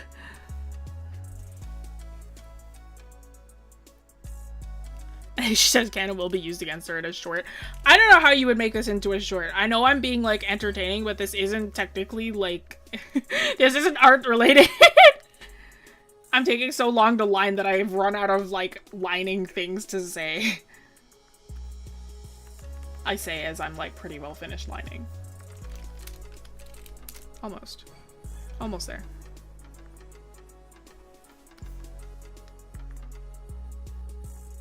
Aren't you normally much faster than this? I am EPCP today, so I am very, very slow.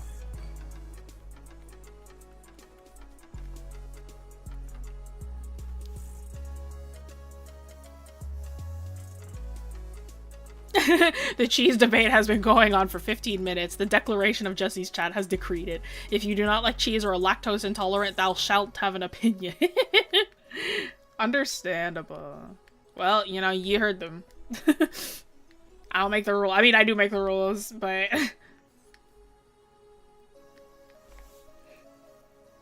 I heard you're trying to fix your sleep schedule. I can imagine. Yeah, no. I even went to bed early yesterday, and, like, I still, like... I was so tired. Like, my body is not used to waking up like this.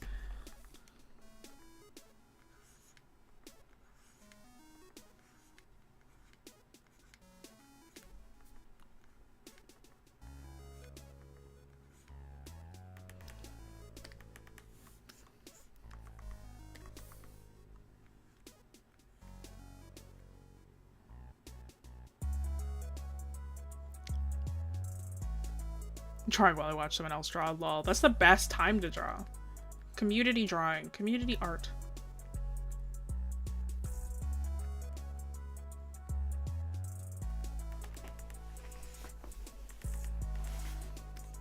What does corn's taste in cheese? Corn is the type of kid who will literally eat anything. Like, you put him in front of him, you're like, hey man, it's food. And he's like, okay, and he'll eat it. So corn loves cheese. Corn is not a picky child. He will eat like anything. My vacuum of a child.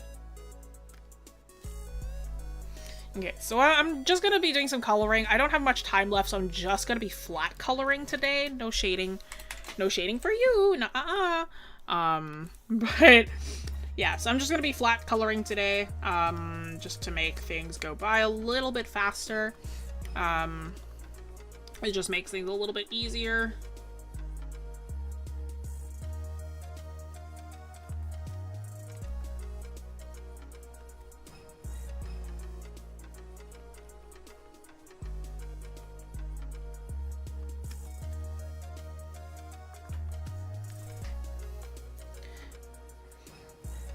He would consume something that resembles cheese and regret it later, wouldn't we? Like, maybe 3 sessions ago, Corn would, like, they made coffee, and Corn was curious about the coffee grounds. They gave them to him to eat, and he was like, it was our party chef, Corn's dad, Pierce, and Pierce was like, he was making cowboy coffee, which is apparently a thing where you make coffee with, like, eggshells. I didn't realize that was a thing, but that's what he did, and Corn was like, so, like, coffee grounds can't be that bad, right? Like, it's just, like, beans, right? And Pierce is like, you want to eat it? And Corn's like, yeah. And he's like, okay. And he just let him, like, eat the coffee grounds and eggshells, and Corn was not happy about that. So, yes, Corn would absolutely be the one who's like, it's like, I want to try it. I don't care. And then he'll eat it. He's like, never mind. I don't like this.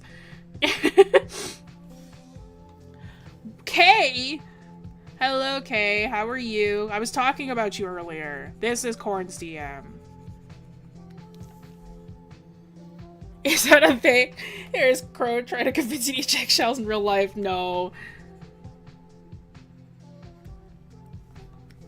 Why? Because I was talking about how much I like your monster designs. We were talking about horror, and I was saying, like, how you're really good at coming up with critters for campaign. And then I talked about the clay critters.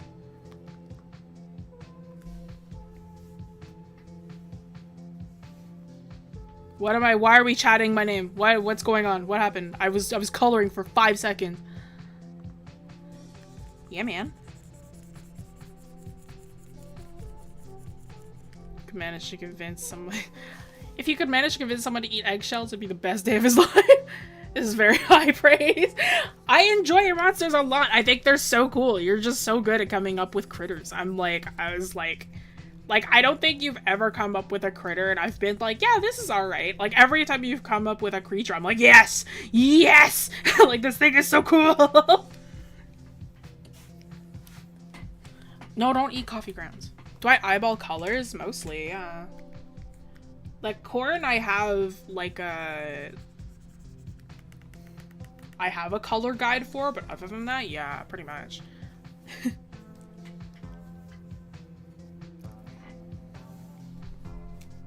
Why are people chanting for me? What's going on? What do we do?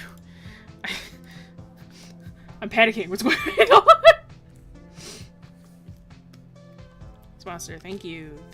Corn is not a monster. He's just a child. I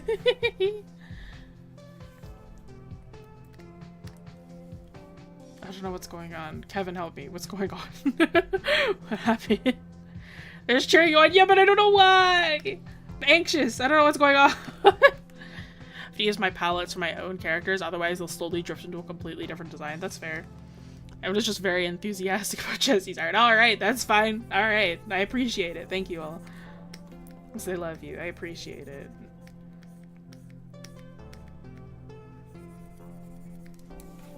Don't panic, just accept it. Okay, that's fine. Decay! Shut up!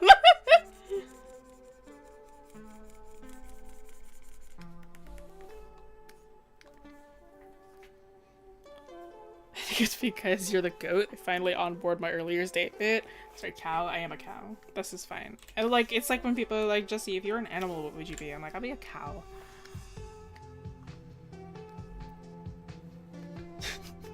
Why am I the cheese queen? Why I just said I like cheese. Creating Overwatch. Wow. Okay, 10 minutes. That's not bad. I can do this in 10 minutes.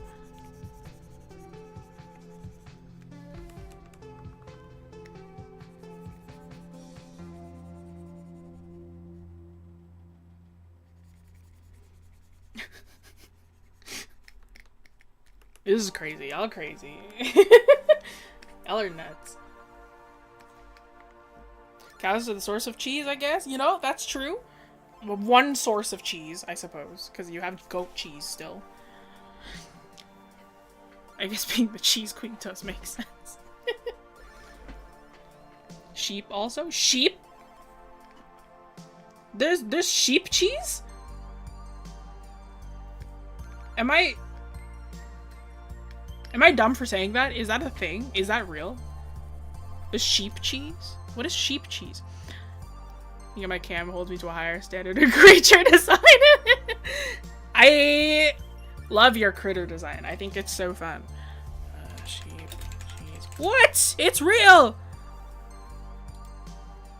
Sheep milk cheese. Wow. It's like, it looks exactly the same as every other cheese. I don't know what I expected. Lots of cheeses from unexpected sources. Yeah, I know that there's like, isn't there like... I know that there's like a milk of like, is it like a platypus, I think? Like you can get like platypus milk or something?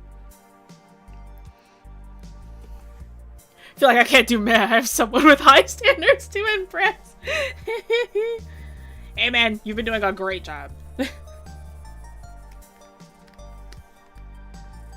Rat's milk. Oh, is it? Is it rat's milk?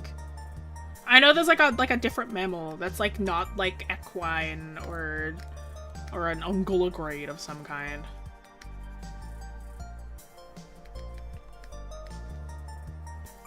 Magnesia cheese? Is that what it's called?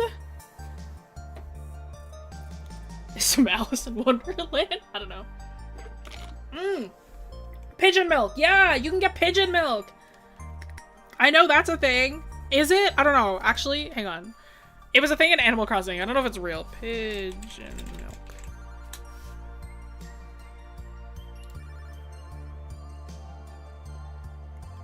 Oh! Oh, it's just crop milk. That's all. It's just oh.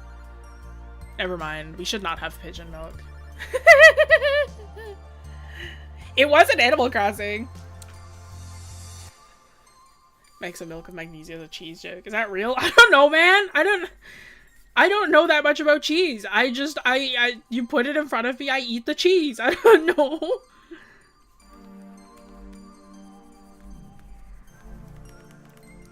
Dolus? No, that's not okay. Dolus milk is not okay. Okay, how was the stream? I asked Oz, I didn't ask you. How was the stream? How did you fare? Doles.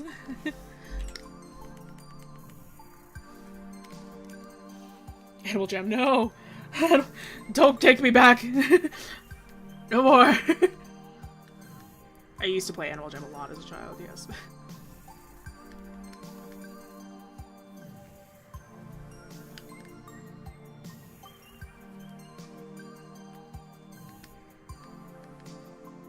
It was fun. I had some funny jokes, I think. Excellent. You always say funny jokes, Kay. I believe you did.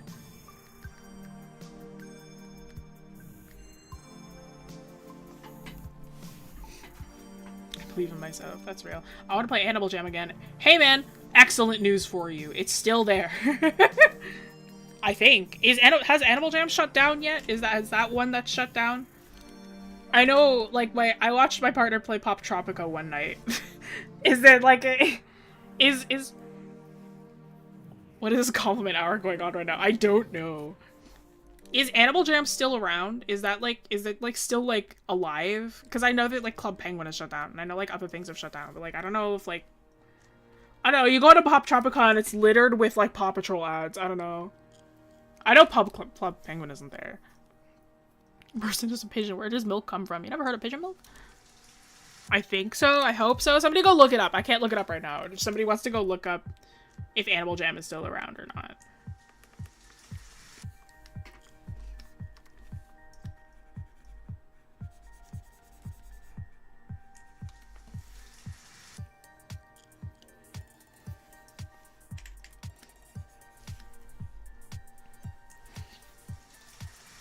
Our tools and Wing Canvas are program free. Just asking because I'm broke.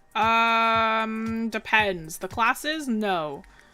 These streams? Yes. The videos? Yes. But the classes? No. Classes are not free. They are paid. But hey, man, we've got good classes. Exclamation point classes. Check them out. I teach mentorship. I teach digital art 2. Digital art level 2 for advanced artists. My mentorship is for more like college students or people looking to go into art school. But it is guided learning, so if you wanted to, you know, ask me to teach a specific lesson, I would teach it.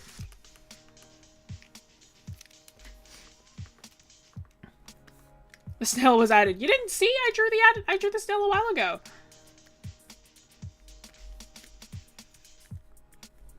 It's just a little guy.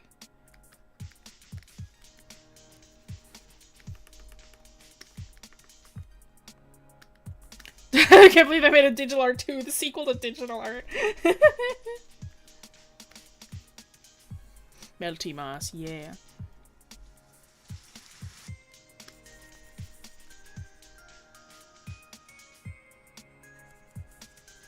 I'm blind, sorry, that's okay. The snail's name is Gerald. Okay, his name is Gerald. Gerald the snail.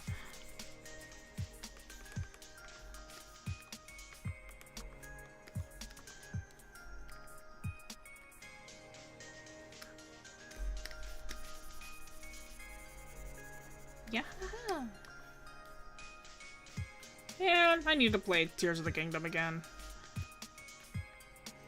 Best action adventure of the year! Let's go! Spider-Man 2 fans are crying right now. I see Photoshop in the corner. Yeah, man. Yeah, this is Photoshop. Little dude on the ground. This is Makar. He's my favorite Korok.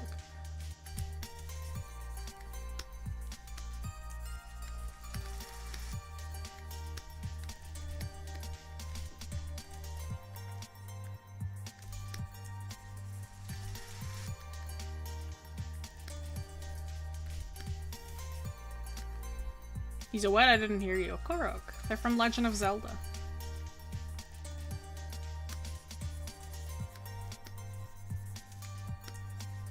While we are coming to the close of stream, everybody say thank you to our lovely mods. Everyone say thank you to Kevin. Everyone say thank you to Joe. They do lovely work here.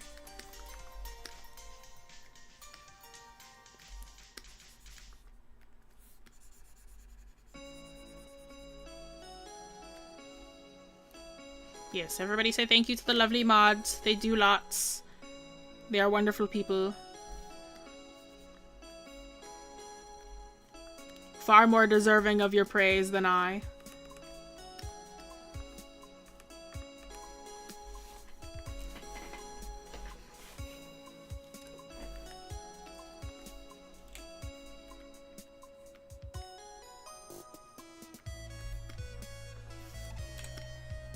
Whoa. Oh god. That was so bright. I was like...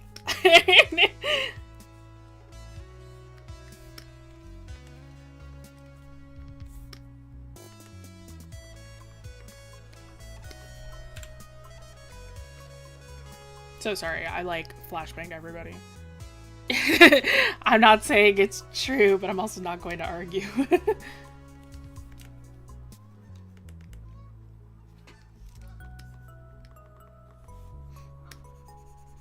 Shame this is ending. It's okay, I'll be back next week.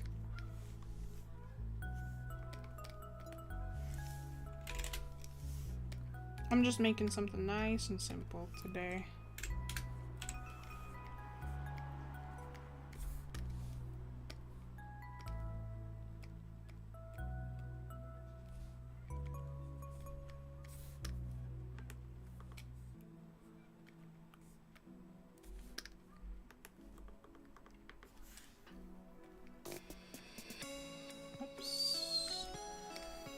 Here's my fun little trick.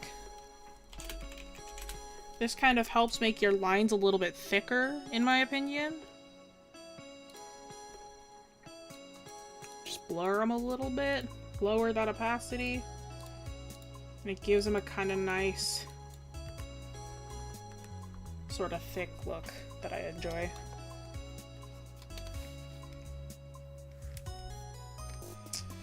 I know these are like Corn's proper colors, but I'm actually gonna lighten them a little bit, just because it's kind of, he's kind of getting washed out here.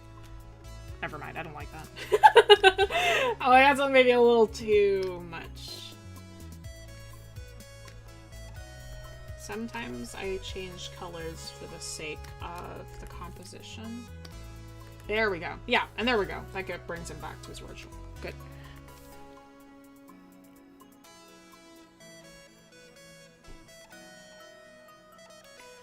The Korok is the example of this piece's lesson, right? Yeah, exactly. Oh, shoot, it's 5 o'clock. Hang on. I'm pretty much almost done. Just give me a second.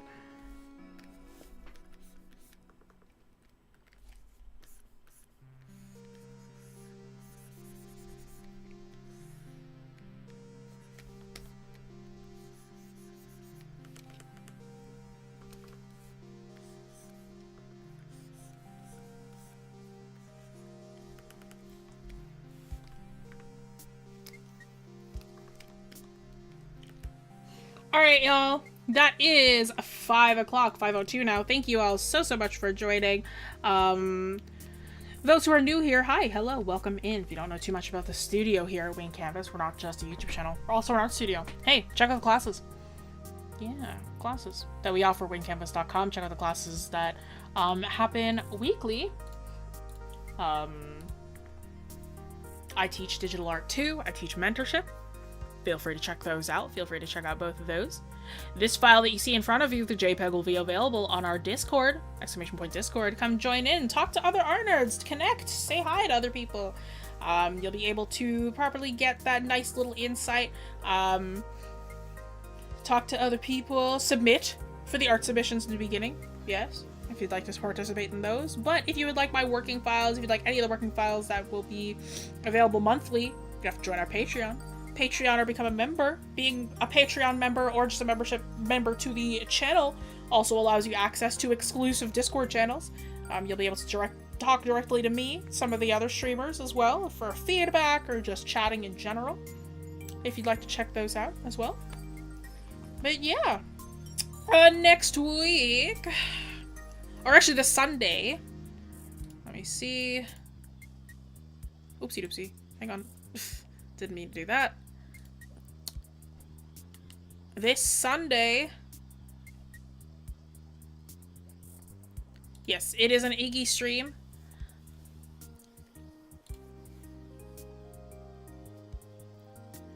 Sunday, he's going to be drawing a forest background.